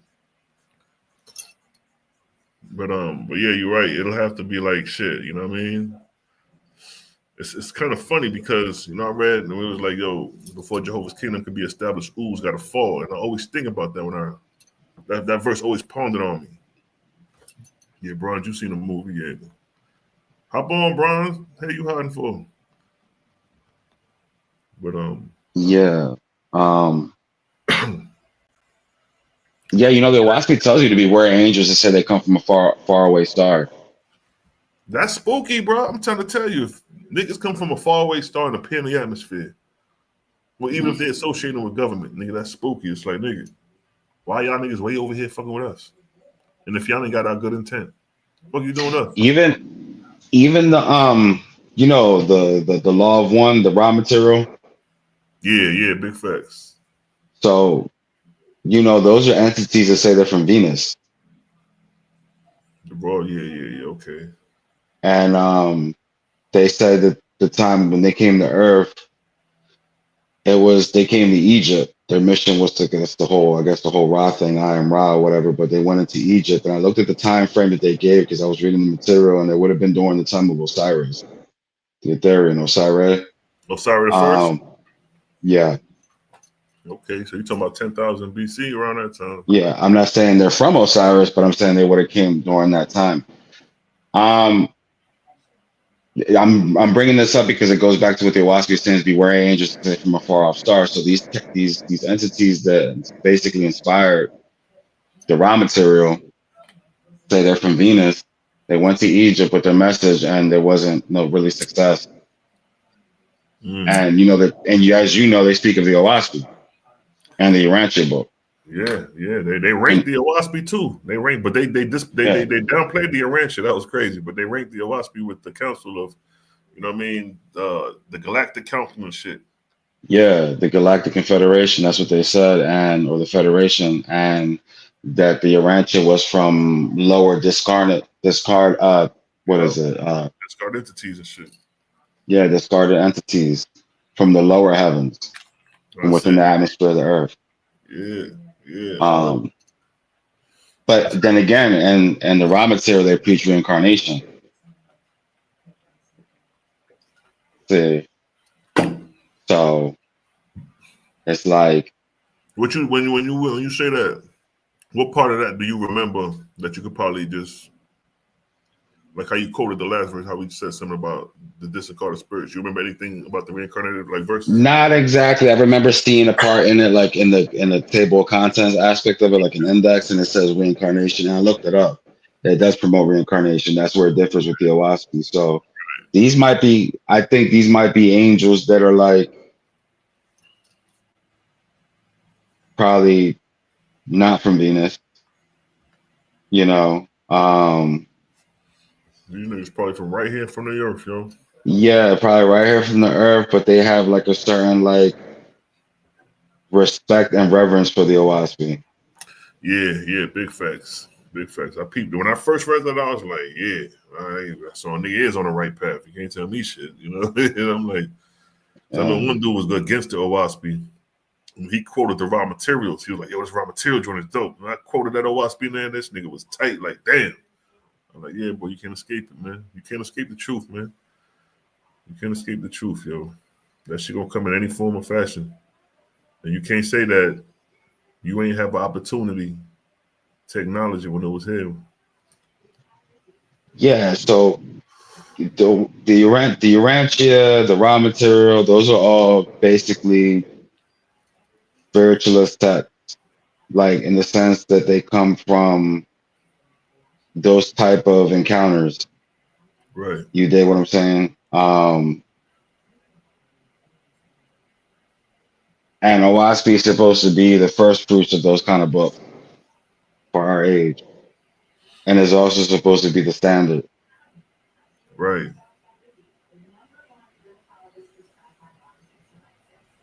Even to the books that were written before it and are discovered in our age. You dig what I'm saying? Like, you gotta peep. The Owaski was published before the fucking Dead Sea Scrolls, before the Dead Sea Scrolls were discovered. Facts. And they were talking about the Essenes then in the Owaski. Dead Sea Scrolls wasn't discovered until 48, right? Yeah, and they told you how they were living. But you also had Josephus, which we already had prior to the that's Owaski. right. You're right. Yep, And just Josephus talked about the Essenes, but not in the detail that the Owaski does. You dig what I'm saying? So right. And Philo talked about him too, though. Philo, yes. He gave a pretty good description of the Essenes. Mm-hmm. Cause I remember when I had did that video a while back, years ago, and I used his description of how he described the Essenes, and I matched with Owaski, and it was damn near hand in hand. Yeah. Things that may have been off, but for the most part, there was like, you know what I mean, running neck to neck. Yeah, I think a lot of people don't really understand the magnitude of like the Essenes and their offshoots or their extensions, which are the Nazarenes and the Ebionites, and probably the Owassians, that some of them are also called. Cass just kind of glossed over the information about them. Christians, Israelites, and I just find that interesting. Like when I talk about the ancient Israelites being vegetarians, cats be looking at me like I'm crazy. Like, where'd you get that from? I'm like, well, why did you have certain Jewish circles during the Second Temple period that were vegetarian, they were ascetic, and they didn't vibe with the temple, and they didn't serve at the temple, and they thought that the priesthood was a corruption? Where did that come from? Exactly. You know what I'm saying? Like, and they law too at the same time. Like that's how that eat fruits and vegetables. So it's not like a big thing to be shocked about for them. I'm like, you know what I mean? But Jamia got a question. Shit. What were you saying? Go ahead. Jamia got a question on the screen. I'll let you look at to take a look at it. She says, are y'all saying the entities giving? Go ahead, my bad. You read it. Right, you can read it. Go ahead. Are y'all saying the entities giving info on the raw material low grade spirits? I wouldn't say they're low grade spirits. I think you got to remember, like what the Owaski says about spirits. Some of them, they got great oratory. They're learned, because one thing about being dead is you can't die no more. So if you died in the remote time and you decide not to, you only decide to resurrect to a certain point. Like everything is free will in the here. Like we have free will now, we have free will in the hereafter. You don't have to ascend. You know what I mean? You don't have to go backwards either. You could just stay where you're at. You can reach a certain level and just rock. That's what you want to do. Yeah. And then leave that and just go wander on some Anu Hassad shit. You know what I mean? Like, so you have spirits that probably learned some shit, took some kind of education, right, and then just probably wandered around or got with other spirits that have other knowledge, you know what I mean? And the Owaspis don't tell you all the knowledge of the spirit realm. I don't know. Everything that you're reading in the Owaspis is like summaries and shit, especially the history. Yeah, it's really rudimentary. It's really like you say, it's history. It's a synopsis and the rudimentary start for you to progress spiritually. But to answer your question, you know what I mean? Are the raw materials low grade spirits? Sometimes, you know what I mean, like just based off what the information is saying, you kind of dictate if it's from a higher light or a lower light, you know what I mean? So a lot of material in the a lot of the stuff in the raw material, it's kind of like, you know what I mean? It ain't no super high light like a waspy. It's kind of like average, you know what I'm saying? So it's a possibility that could be, you know what I mean, gods in training, angels in training, you know what I mean? Asars, Ashafs in training. Yeah, it's just really just when it comes to the reincarnation part that I've seen, but it does promote that in the raw material. And Daryl Cosmo got a point too, because I know facts. It says Josephus said these sayings are mean. His explanation of them are questionable. Yeah, because I did read a couple of parts where some of these sayings was wilding out and shit like that. So, like we say they ate meat. No, oh, they ate meat, not men. Okay, he just cleared that up. How you say what? You know that in Exodus chapter 12, verse 7. You read it in the Hebrew. There's a part where it talks about after they take the blood and they put it on the doorpost, the lintel of the doorpost or whatever. And it says the lamb is eaten in the houses. In the Hebrew, forget exactly the word, but the way that it's translated is the houses that they eat the lamb in, or in which eat it in.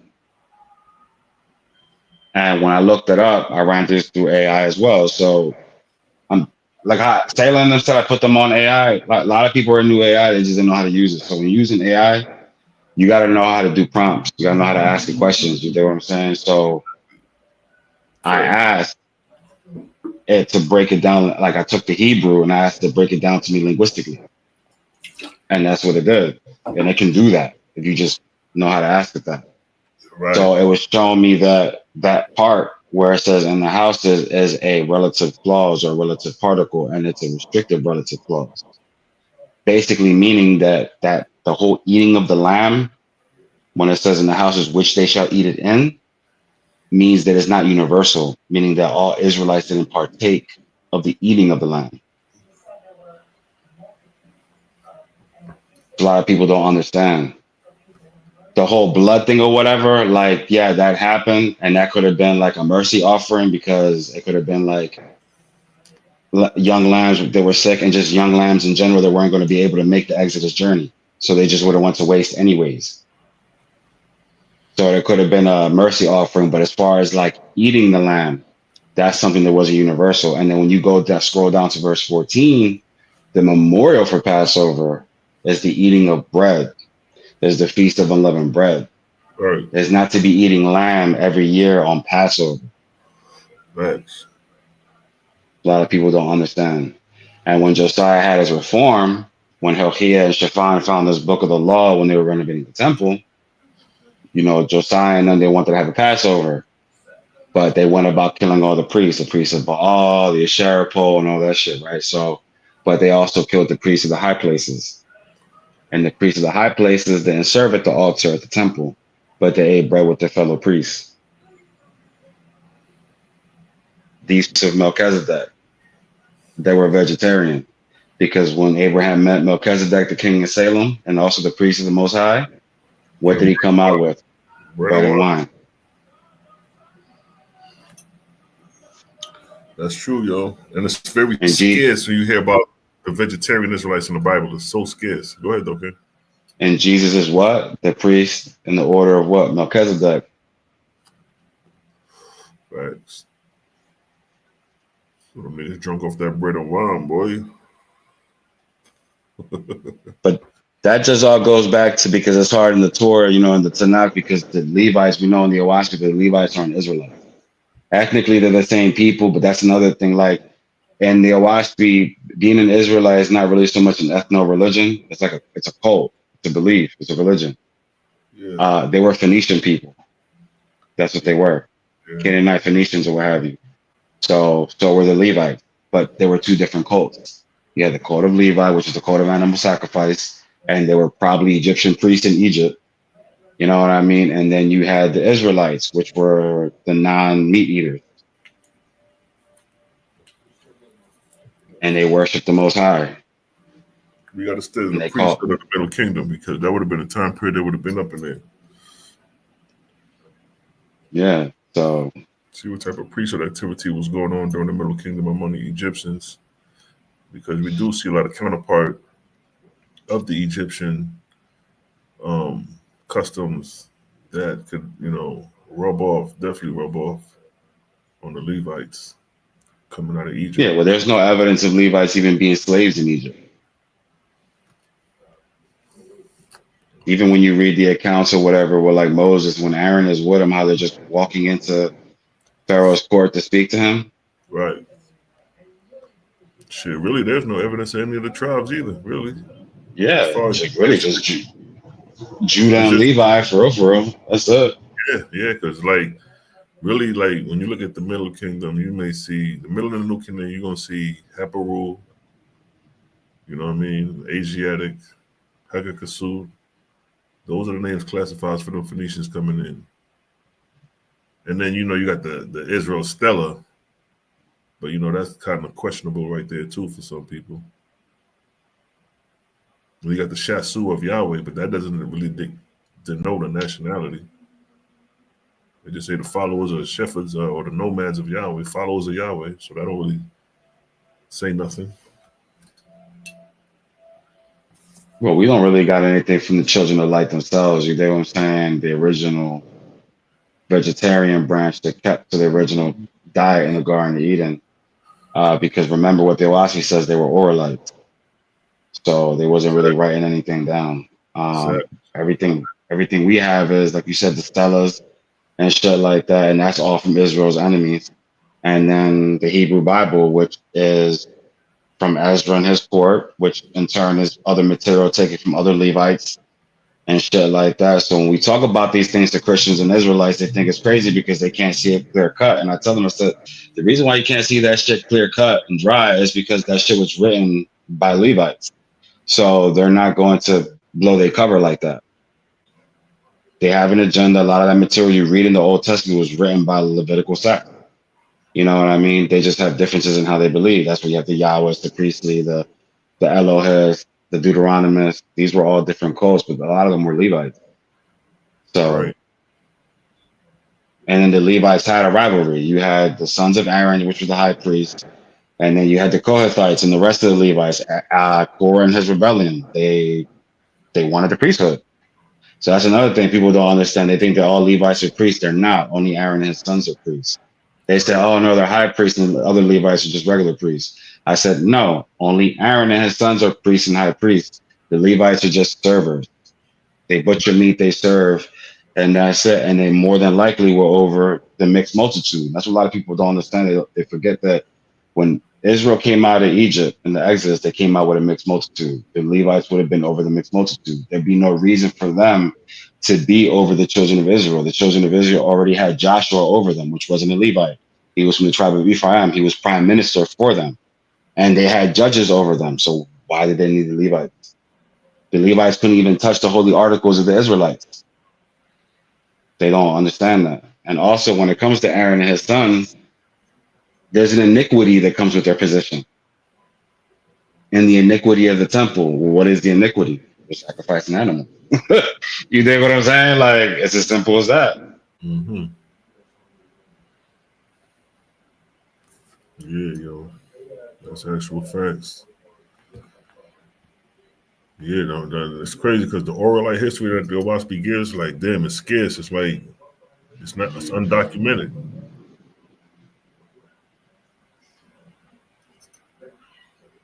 You just gotta know how to critically read the text, but y'all done it in the past. You know what I'm saying? Like, you got other arguments. Who wrote the Torah? Was it Moses or was it Yahweh? You get what I'm saying? And also, Moses. They don't know who Moses is. That's why I know. all roads leads to Ezra, because Moses Them biblical scholars, man, shit, they have no clue. I think we the only ones who came the closest to detecting who Moses was in antiquity, being the man that had the four. Yeah. But then you got to deal with Egyptian chronology because I brought that up before in the past years ago.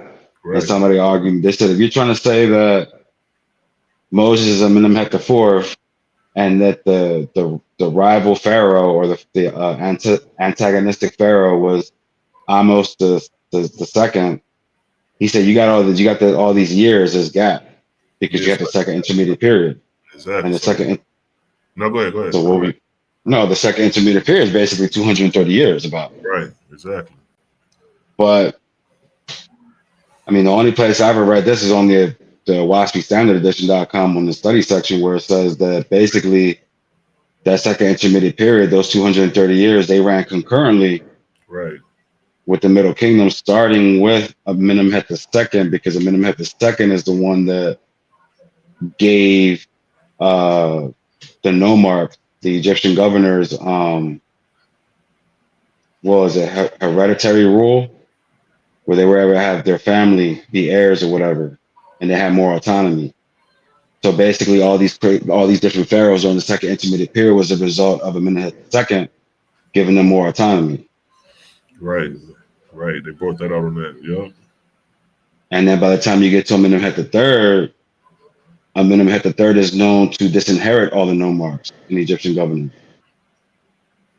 And now, basically, it wasn't about your heir. The pharaoh's court would choose and then bring the child for training.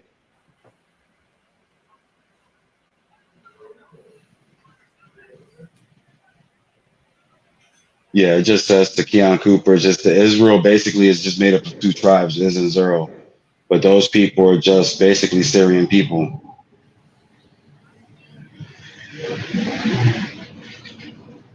People who live in that region. Yeah. I wish they would expand more on that too. Yeah, they were Syrian. It tells you in the Hebrew Bible that says that Abraham was a Syrian. Yep. So modern day Turkey and shit. Yeah. Like Abraham was a white man, nigga. But that's real, yo. That's real. Abraham were a little crazy. No, Abraham would have been a darker tone. He probably wasn't like crazy dark. He probably, like I said, he looked like new copper. So he would have he would have definitely been lighter than you. I see some Native Americans, man, like, and they skin. Yeah, some of them are dark. I see some. I'm talking about red. Like, I remember I was watching a documentary one time, yo, and when this is the first time, because I'm gonna ask me say red like new copper. And I'm like, all right, but I was watching this documentary and they had some natives on there. Yo, these niggas was red like new copper, bro, just like the Owaspis say. That was the first time I seen. I'm like, damn, because I remember they said, Native Indians red people. And this video has some of these. I was like, yo, and it wasn't no paint. It was their skin. That shit looked like red, like new copper. And I was like, oh, that was the first time I actually seen skin like that matches what the Owaspis say when it says new copper. But remember, it tells you he was Ahuan. So, like, he wasn't even gone. He was Ahuan. So basically, Abraham was like an archaic Homo sapien. Because that's what the Ahuans basically were. They would have been like an archaic form of like Homo sapiens. Most of us were gone. We're more. We got a more like. You know what I'm saying? Like Abraham was tall, boy. My man was tall. He probably had like a brow ridge, bro. Like remember, say he was fierce to look upon. Right, he would have had that monkey, that gorilla look, nigga. No, I'm not saying all like that, but yeah, he would have had he would have had some shit. You know what I mean? Like you would have seen him, you would have been like, damn. Some Rasta niggas, some Caribbean niggas that look fierce. Like you can't even look them niggas in the face too long. And that shit like, all right, let me turn away from looking at this nigga. It's like looking at the fucking gorilla in the face for too long and stand back at you. You got to turn away, like, you know what I mean? But nah. Yeah. So when they say that shit with Abraham, I'm like, damn, I could imagine. Well, look what they said about Zarathustra. They said that he was like the size of two large men. Nah, God, they said he was the size of 3 ordinary men, yo. So let's just say 5 foot alone. Oh shit. Let's just say 5 foot. That's 15 feet, yo. Yo, Zarathustra was a beast. And then he had to learn from the iron. So kind of imagine a 15 feet tall man To the getting irons. initiated by 3 feet tall people. That's like that's some old Lords of the Ring looking shit. Some more Exactly. pre-Diluvian looking shit. That's some more pre-Diluvian looking shit. You got these giant ass men and this short ass hobbits and shit.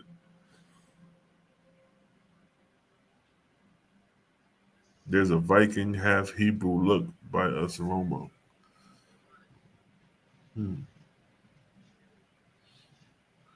But yeah, yo. I want to see what this Cosmo ever gonna turn into. You see anything going off on like Paradigm Shift? You know, you had Cosmo and Kyle and them over there. Nah, I Cosmo gotta and Chris. catch up, yo. I seen I Daryl. caught some of the Cosmo and Chris joint. That shit was pretty good. He did his thing on there. You know what I mean? Niggas still over here trying to fight, you know. What it is with them, you know what I mean? It's like some people are allowing their pride and their ego to get in the way of just, you know, researching. You ain't gotta believe the shit, just read the shit. It's just a damn book with information. You know what I mean? We don't agree with everything, and you know what I mean? Like shit. Some things we look at in there that's kind of like, all right, that's wild. But overall, come on, yo. There's a lot of good information in there. Yeah. People just scared of it, bro. That's all it is. They indoctrinated. They don't want to, you know what I mean? So Let don't me go ask with you all this. kind of cats. Go You ahead. think during the time of Osiris the First, Mhm. you think they was building pyramids?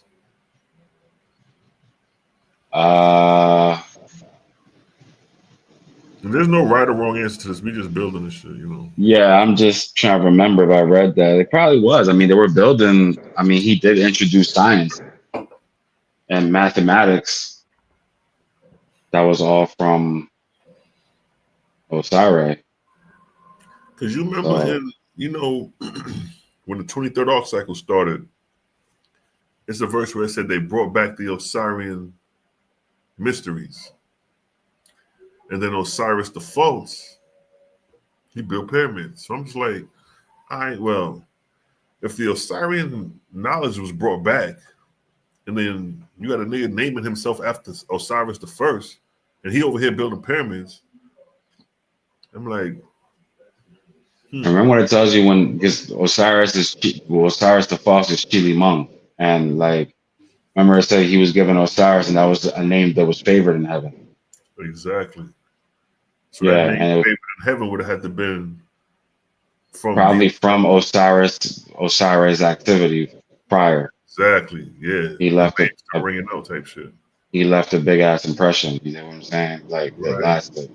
right. And So then more likely they probably seen the records of the previous gods and probably, you know, seen the works and was like, damn, this nigga laid down a mighty thing. Like you said. Osiris the False he could have been dead during that time, or he might have just been immortal still during that time. Because you know they said that Osiris his name used to be Osiris or whatever, or that he used to be well, I'm not saying definitively, but like I heard something that he was like a Syrian or something like that, or he was an Asiatic. We talking about Osiris the False? Yeah, basically, like there's something about him when he used to be mortal or something like that. Okay. Probably an Asiatic. He You know probably who wasn't brought really. who brought that out too about him being immortal? What's that dude? Asar M. Hope. Asar, the dude who we had the debate with on Sunday TV, the Asar dude.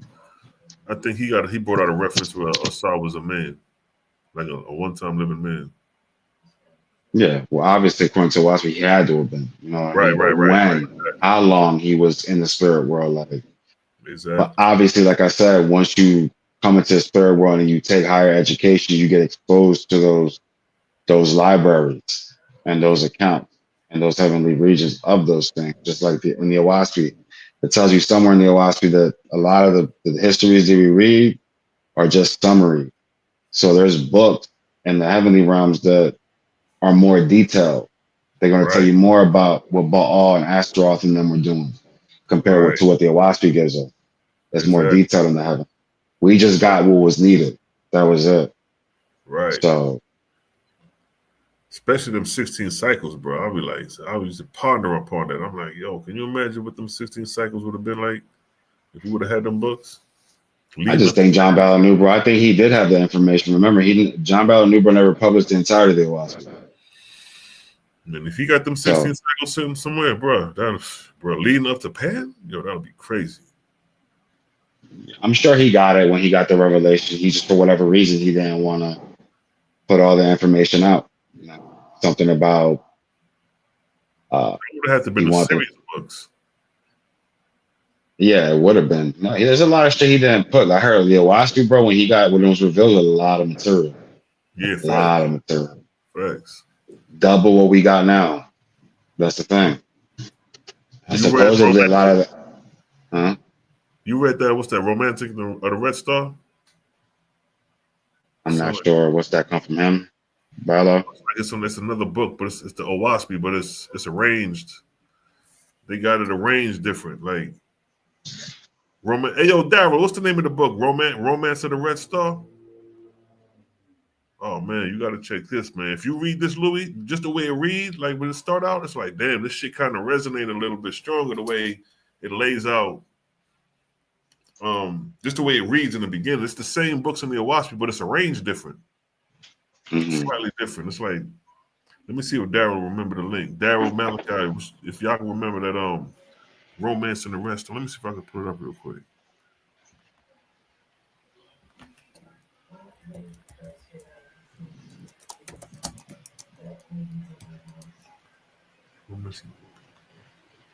Let me see real quick, man.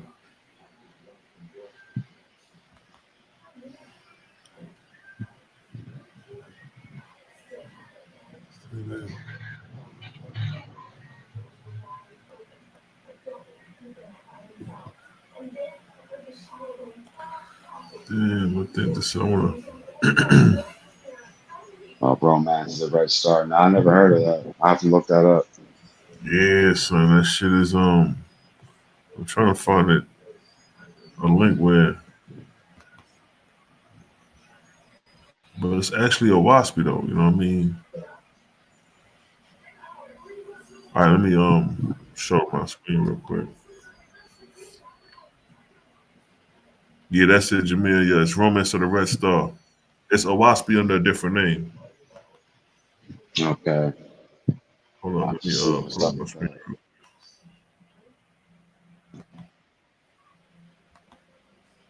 Hold on. All right. It's right here. You see it? It's called The Romance of the Red Star, a biography of the Earth. Okay. But it's actually a waspy though. You know what I mean? I'm trying to get at least to the first page. Cause that shit read ill. It's like, yo, this shit making hella sense. But I don't know, it was a sad one time. Yo, who got the link for the book to read? Jamil, you got the link to the book so we can read it? The Red Star has other stories, yeah. If Africa, what you say, Daryl? If Africa is the motherland, Pan was the fatherland. Big facts. All right, let me see. How do I read books? Okay.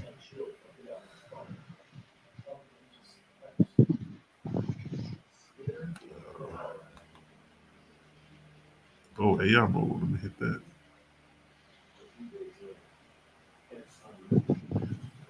All right. Man, I want to, huh? Yeah. Damn, I'm trying to get to a chapter. At least I can read the first verse. I'm trying to see if anybody got a link. But yeah, let me see. Google Books. Romance of the Red Star.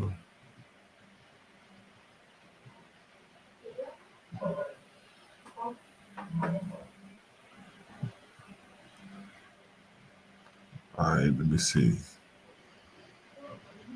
Boom.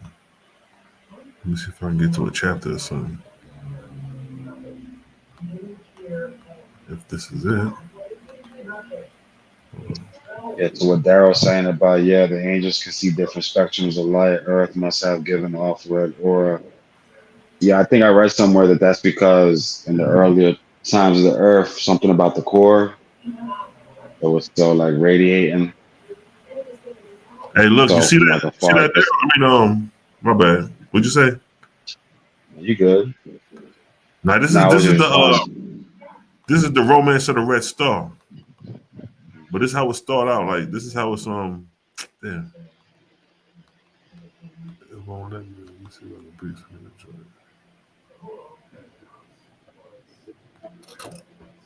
it says the all okay. was is, all shall never be, the all spoke motion was is and ever shall be, being positive. It's called he and him. All motion was a speech. He said the I am comprehended all things, blah blah blah blah. But it's like it's the same shit, but it's a different. It's Arranged differently. it's arranged differently. Exactly. Let me go here real quick. All right. For example, it says cycles of creation. I'll zoom in without the shit. Man, that shit bleed. It says chapter 1 in Cosmon, man looked upward, prayer desiring to know the manner of all created things, both on earth and in heaven. And Jehovah answered him, saying, by virtue of my presence created I the seen and the unseen worlds. I created earth and placed it in the firmament. And by my presence brought forth man, a living being, a corporeal body gave by him that he may learn corporeal things, and death I made, that he may rise in the firmament and inherit my ethereal worlds. Then it goes into that. So if you look at it, it's just arranged different. But the way they arranged it, the shit hit pretty hard.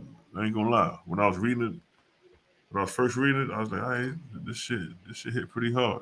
It's a good read, the way they arranged it. But I'll drop the link in the chat. Anybody want to check it out if you want to pick it up from there. And as far as what Gems for Hems is saying, that I gotta remember that a flood happened in New Mexico, destroying some of the missing texts of Owaski. Yeah, I already knew that. I was gonna bring that up to Selah, that it was a lot of material was destroyed in the flood. So they Yeah, say. right, So exactly. What do you say? Can evil spirits make you dream about eating meat even though you're shit. Sometimes you can be inspired by your own thoughts. Not everything may be evil spirits or angels. It just may be your own desires you're fighting. You know what I mean? But to answer that too, yeah, they can. You know what I mean? They can. or you might have had a spirit of the person you used to eat meat in their past, and they had any spirits that were attached to them because of that. You might be getting that because of them. They Right. probably desire to eat meat. Yeah, because if we got spirits attached to us, we got drudges hanging on to us, nigga. They whispering in the air. You know, just coming back what we were saying earlier about the angels that the angels that feast off of flesh, and they eat the sustenance off of what mortals eat, the chicken, the atmospheric parts. When you actually eating, they can engraft themselves on you. Yeah. Just by that. Just a lot of everything with the Owaski is correspondence. You know what I mean? So people gotta understand, as it is above, so it is below. As it is below, so it is above. So it's like, to understand things on a macro scale, you gotta first understand them on a micro scale. So if you want to understand like spiritual attachments and fetal spirits, just understand what a parasite host relationship is. Once you understand that, you'll understand it for the spiritual aspect of it. Right. You know, there's parasites that can enter a human body and make you crave certain things. You know what I mean? And we have different kinds of parasites, so they function differently. Coming back to what you were saying, about with the feasting, the angels feasting. In the book of Sathantes, what's that? 330. Chapter 3, verse 30 says that Asaph said, if we leave the Essenes, which is newborn spirits of the dead, alone, they will return again to the fishers and fasten themselves upon mortals, doing nothing but eating. God said, near the fishers, but in Atmospheria, go and fashion a colony, and this shall be your colony. It shall be your colony in heaven.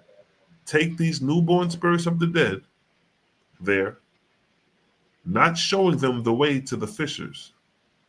In the colony, put them to work, weaving, making clothes, and otherwise producing. But go yourselves for the food at the fishers, and bring suffice every day, giving only to those who labor, or to invalids and helpless ones. But this you shall inspire them to labor, which is the foundation of the growth of the spirit. Stop right there. But this you shall inspire them to labor, which is the foundation of the growth of the spirit. And eventually, they will not only care for themselves, but join you in helping others, which is the beginning of the second resurrection. So right here, God is laying out a foundation. And look how this foundation is laid. Based off of them spirits that's attaching the morals, that's eating the atmospheric parts. God then laid out a whole foundation and the blueprint for these niggas to goddamn be in the second resurrection based off what he laid out here. That's crazy. And he says, this then is the lesson you have learned, that according to the diet and the habit of mortals on earth, so must you provide the same for their spirits when first entered in heaven. Nigga, come on, yo. That's a powerful statement right there. You know what I mean? That's a powerful statement, yo. Choose, therefore, your own people, a sufficient number to make all things required for a delightful colony, whether it is a food, clothing, nurses, hospitals, a place of worship, or a place of dancing, and there receive all the newborn spirits of the dead who are delivered from the earth, raising them up in industry, virtue, wisdom, mirth, love, benevolence, and adoration, and this shall be a new heaven to you. Man, this shit be reading. Yo, this shit just hit different, man. I got a great imagination, so I see the shit playing out in my head as I read it.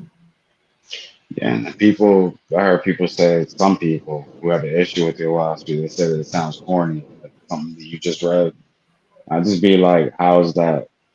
Like, what are you gonna do? Because for us as correspondents, we can see this in real time. Right. Fact. So we can know what to expect in the hereafter. But with y'all shit, it's like, like you said earlier, what is your end game? What are you, like, if you're a Christian, what are you gonna do? You're gonna frolic in the New Jerusalem? That's what y'all gonna do? Frolic and laying flowers and shit. Holy. Yeah, and just praise Jesus and shit for eternity. So I tell them, like, that shit sounds like a dead end job. Facts. That's what that sounds like. That's like working a dead end job. That's like working somewhere where there's no room for growth. Exactly. When with the Owaspy is like there's those things too. There's leisure and frolicking and all those things and games and beautiful heavens and shit, but there's also work to be done. Exactly. There's also an organization, you know what I mean, that needs to be ran. So for people who want to step up to the plate, they can fill in those positions in those offices. That's what it's for. Thanks. Resurrection. Exactly.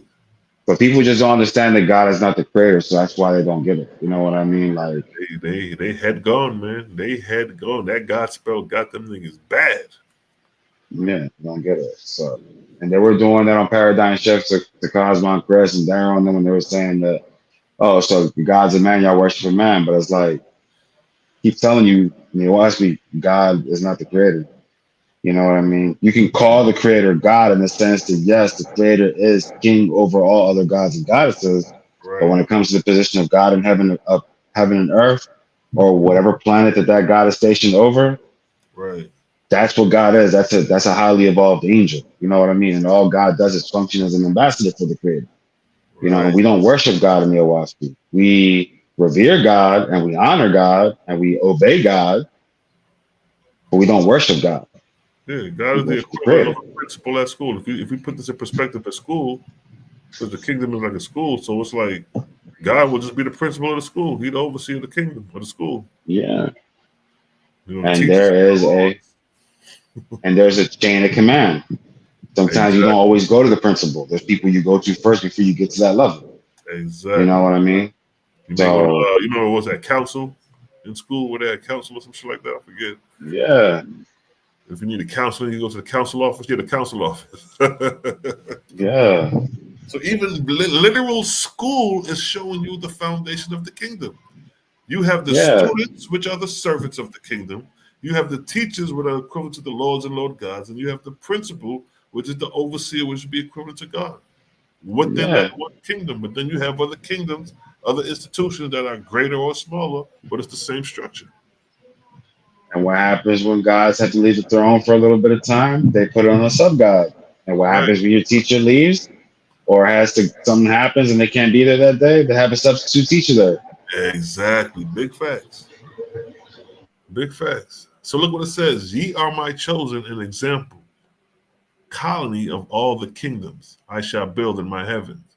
The time is coming when the whole atmosphere around the earth shall be filled with the countless millions of angels born out of the earth. Talking about your ass right here. So it's like you know that the angels are earthborn. And your ancestors are fulfilling these kingdoms in progression to higher realm, to higher ascension.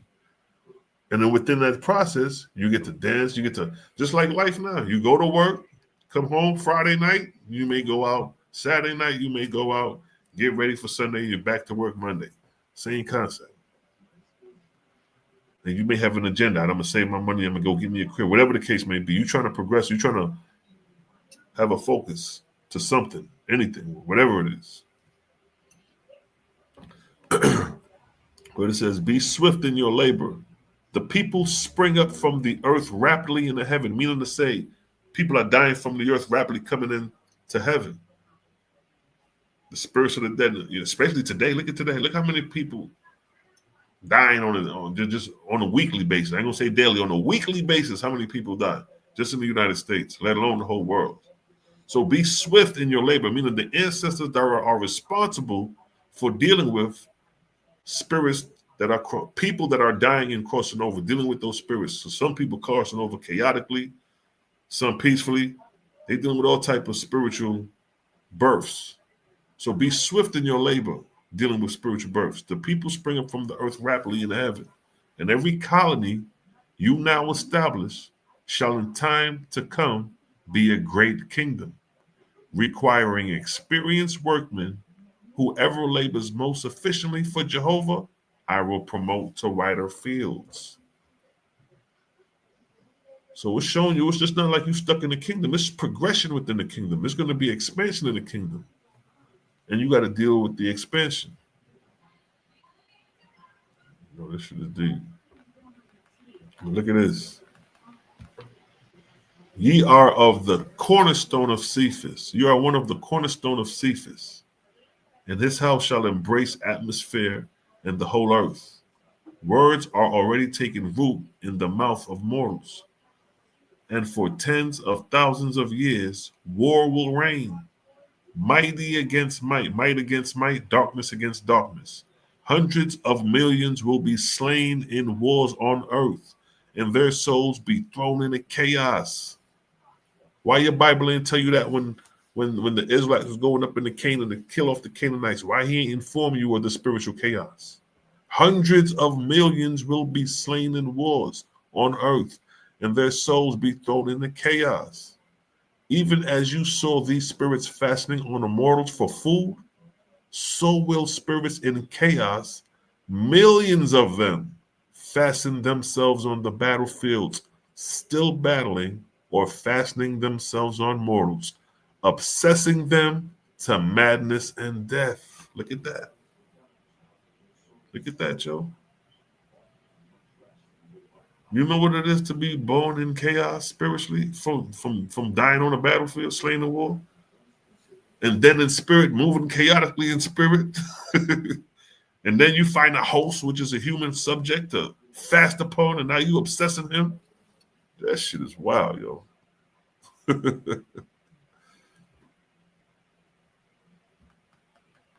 So God established colonies in heaven for the reception of the spirits of mortals, and the colonies embraced the arts of healing, education, industry, drapery, manufacturing, the building of ships, and all things required for the spirit, even as corporeal things are required by mortals. So here you have, like the brother was saying, as below, so as above, so below as above. So how can this be born?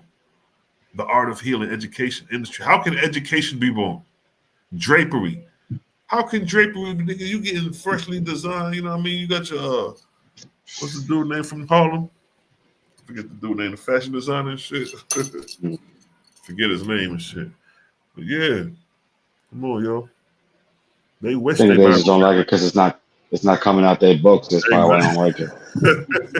It makes sense, but since it's not coming out their book, what they hold to is true. It's like, all right, well, yeah, that's cool. Somebody cracked a joke. What is it? Well, I think Cosmo Cal said it like God of heaven and earth is like a Walmart regional manager, Right. which is funny. I thought it was wild when he said that, but I mean it's kind of true.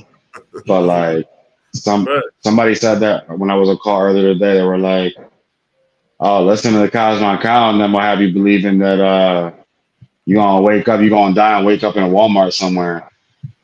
And I was like, "These cats is wild the way they, you know, that God you believe in after death, yo. That shit's spooky." And see, that's just dealing with the religious and people who have spiritual beliefs in a God or a deity. But then you have the other side, the Jujian side of this thing, where you got those who don't believe in the God. They gangs is the God, you know. You know what yeah. You know what I'm saying? And So, they're inspired by dark spirits themselves, lower disincarnate spirits, like yeah, they don't desire resurrection or don't know how to resurrect, and that's all they know. And then you also got spirits of vengeance. You got a lot of young people dying on the streets of gun violence and beef and all this shit with ops and things of that nature. So when they die, they come into the spirit realm. More than likely, a lot of them are vengeful. So what are they going to do? They're going to try to go back to their homies and their friends and try to get them to get revenge for them because they want to see, you know what I mean? And they may not even, more than likely, they don't know shit about the spiritual realm. They don't know that they're going to be able to come back and they probably get them got killed. dragged off in the hell down somewhere.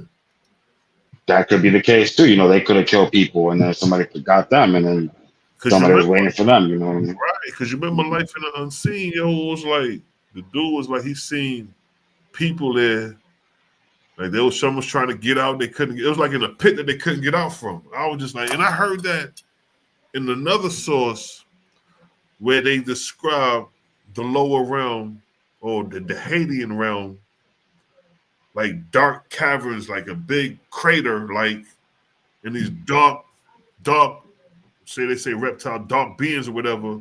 You got motherfuckers trying to escape, but they bringing them back. Like I heard several different people describe that, like how they describe in Life in the Unseen, and even how they describe the demons in Life in the Unseen. They said they looked at hideous, had claws, protruding jaws, but they were one time human beings on the surface of the earth. Yeah, because the depravity, because everything in the spiritual world is like mentalism.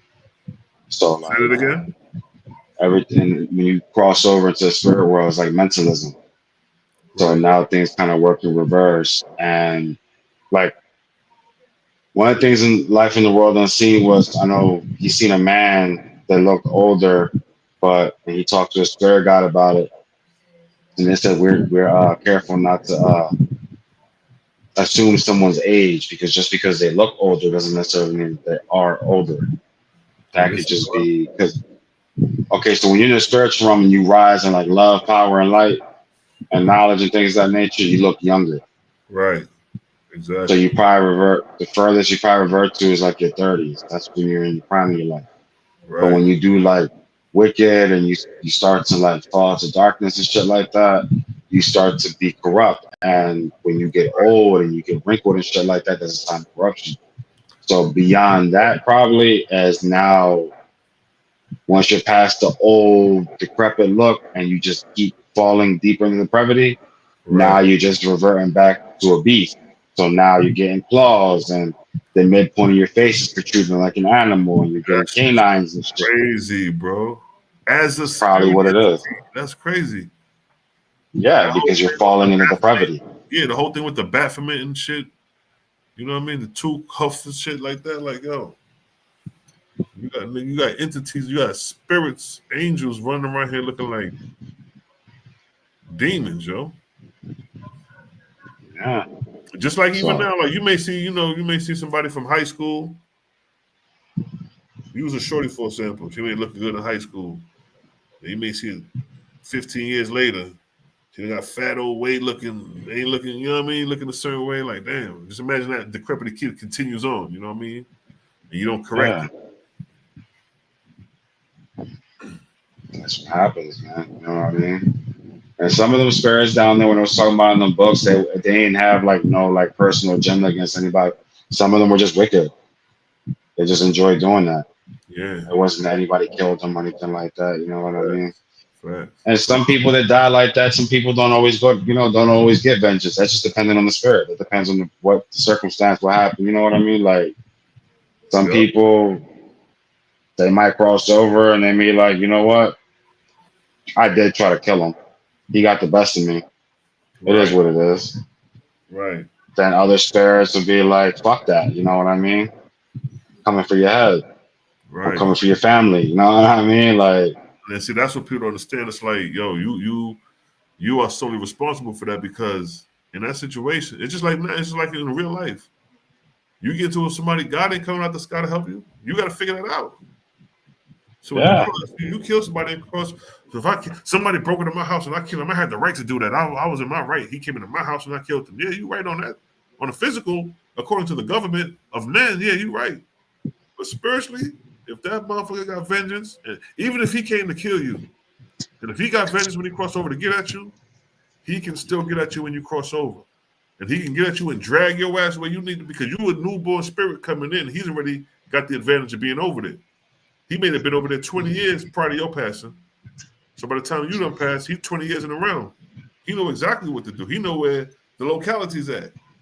As soon as you cross over, bam, he got you. Just like in Ghost.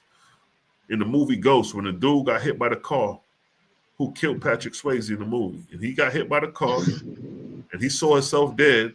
And then the damn Drew just came and got his ass and dragged his ass off into Haiti. definitely can happen, especially if you don't, more so if you don't live a life of light, self-abnegation. So because obviously you have guardian angels around you, but if you're not living right, that distances your guardian angels from you. So that leaves you open to other spirits. That's when Exactly. they can get you. Now, if you kill somebody, and let's say you was in the streets or whatever the circumstance was, could have been by accident, could have been intentional, and since then you've changed your life and you did good. You know what I mean? And you say you were a person who used to be a murderer, you went from that, you start following Owaski. You'll have angels around you to protect you, but at some point in your education and your progress, that's gonna have to come to a stop, and you're gonna have to go rectify. Depending on the state of those spirits, you're gonna have to deal with that. And if you That's don't deal with that, there's no further progress for you. facts. You got to correct that first. You got to correct. That's true. Even Moses. And how long it takes you to rectify that, that's your punishment. Exactly. When Moses had to come back. And the crazy because the rectification for Moses was raising up Yeshua. Yeah. That was his liberation to get up out of here. Yeah, but you had to do that by getting Pharaoh on board and Exactly. getting him out that situation that he had put him in. Exactly. So And then yeah, that's all that's well, gonna what I happen. got to do? He said, yo, you got to labor with the Israelites until you raise one capable of hearing the voice. Yeah, that's a whole situation. Right, yeah, yeah. So, and I'm sure he was in a. Now go ahead. Uh, No, go ahead. Go ahead. no, I was saying I'm sure he was in a way better environment. Remember, they had to go find him. He was Yeah, probably yeah. somewhere in this Milky Way. Yeah. He wasn't on this planet anymore. They described the journey and all that to go get the nigga. I'm like, good night. So Bo's over there in the colleges of some Ethereal world and shit. I'm like, damn. Yeah. I'm like, so Yeah, it's like that's dope because in the Bible, it was always a mystery. Why did Moses return to Yahshua? What Moses doing there talking to Jesus? Fuck he doing there? Moses died yeah. 1,500 years before Jesus. What he doing there appearing to Jesus, talking to Jesus? In Matthew chapter 19, I think. Something like that. Hold on, let me pull it up real quick. Shit, that shit crazy. What Moses doing there? He's supposed to be long gone. I said, while you doing that, let me get off. My phone's about to die and my headphones about to go out. So Bet. I appreciate you for having me on, bro. It's always good building with you, King. You know that. That's good. You have yourself a good night, bro. I'm gonna talk to you soon. All right, anytime, bro. Yeah, shout out to Lucy in the building, came through, dropped the knowledge. We're gonna pull that up real quick, yo. When Moses appeared to Yeshua. Is that Matthew 19? Yeah, what chapter is that? 19.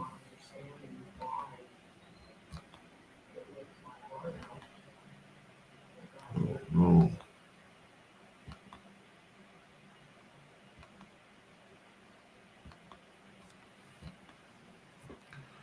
You don't get that.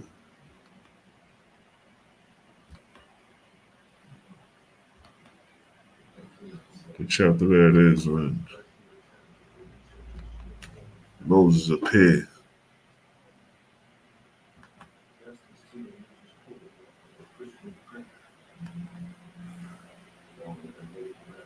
There it goes, chapter 12. No, wait, no, it's not chapter 12. I thought it was.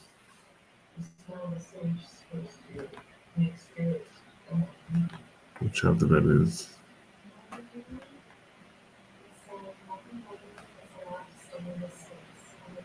It's chapter 17. So look, Matthew 17:1. And after 6 days, Jesus took Peter, James, and John, his brother, and bringeth them up into a high mountain, and was transfigured before them, and his face did shine as the sun, and his remnant was white as light. And behold, there appeared Moses. What Moses doing there? How Moses get there? I need some answers. I need some answers from your pastors, your rabbis. What is Moses doing there talking to Jesus? And Elias talking with him. Then Peter said, then answered Peter and said unto Jesus, Lord, it is good for us to be here. If thou wilt, let us make here 3 tabernacles, one for thee and one for who? Moses. How Peter know Moses? How they know that's Moses? Moses lived 1,500 years before them. How you know them? How they identify him? And what is Moses doing? Appearing. I thought Moses was supposed to be dead, and I thought there wasn't no resurrection. I thought Jesus was the first fruit of the resurrection. How can Jesus be the first fruit of the resurrection if Moses is appearing before them after his death? Huh? So you have appearances after these mortal deaths right here in the Bible. You got Enoch, where he was taken up. But Moses, we got Moses where he died. Let's get where Moses died at.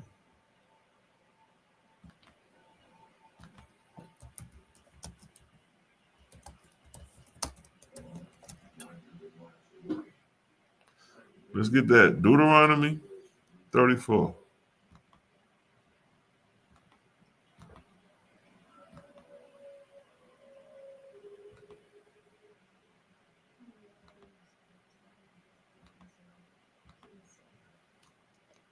Deuteronomy 34:5.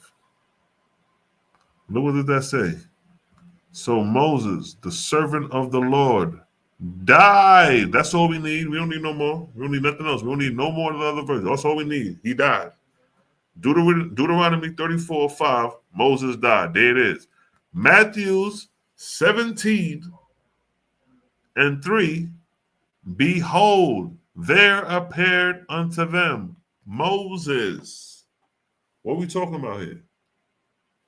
We have the death of Moses in Deuteronomy 34, verse 5. So Moses, the servant of the Lord, died. And then we have 1,500 years later in Matthew 17:3, and behold, there appeared unto them Moses. I'm not concerned with Elias. I'm concerned with Moses. What is Moses doing there? Can anybody explain? Moses dying in Deuteronomy 34:5, and then appearing to Jesus 1,500 years later. First, that proves there's life after death, if that's the case, according to the Bible. It proves that there's a resurrection, and you ain't got to sit in the grave and wait for Gabriel to blow the horn because Moses and Elias was dead. So, let y'all dwell on that. We know when the Owaspy why Moses had to come back, but according to the Bible, why Moses there? What he doing there? And we're going to leave y'all to ponder on that. Yeah, man, I'm about to get up out of here. It's a good vibe. You know what I mean? It's been a minute since I've been on here. You know what I mean? Your boy Selah Shalom about to chime out. You know how we do. It's a blood clot vibes. Yes, family. Until next time, peace, love, and light. Your boy Selah Shalom is out. Let's run the rhythm. Jehovah is as near this day as in the time of the ancients. Put yourself in order, becoming one with him. And no book is so easily read as his created universe. Inspiration comes less by books than by what Jehovah wrote. His worlds read him and his works. Frame your speech and your thoughts for him. He will answer you in your own behavior and in the happiness of your soul.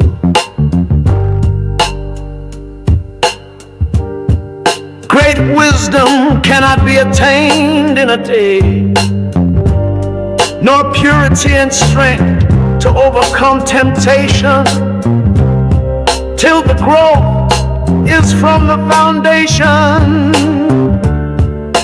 The fool will say, the sacred books are no more than man of his own knowledge could write.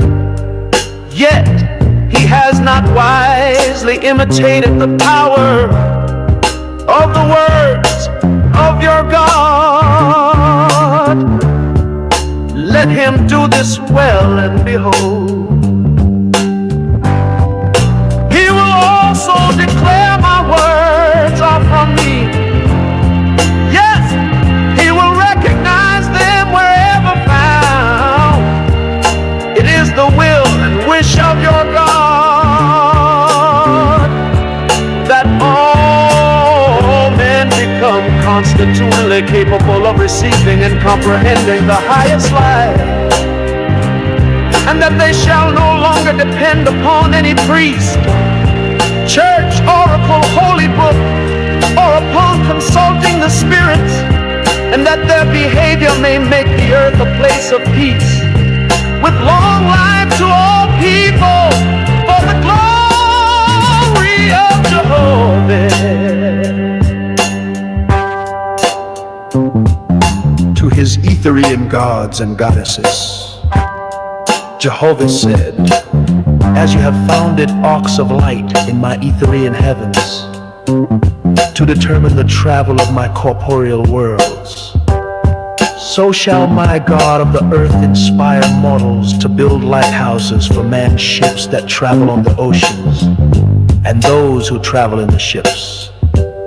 And those on the land shall know when a ship nears the port, even as you see my traveling earth approaching the place of Cosmin.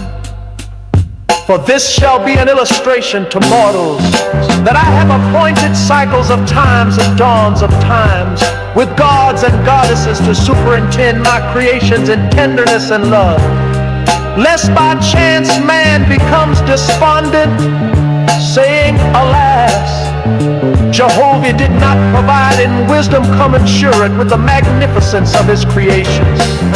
Behold, the time draws near when the nations of the earth shall cross around the whole earth in ships, crossing the seas and oceans to all the places I created.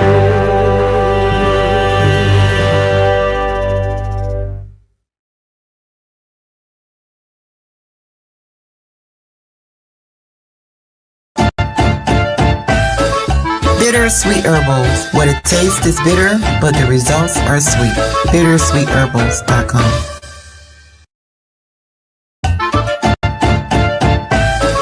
Bittersweet herbals. What it tastes is bitter, but the results are sweet.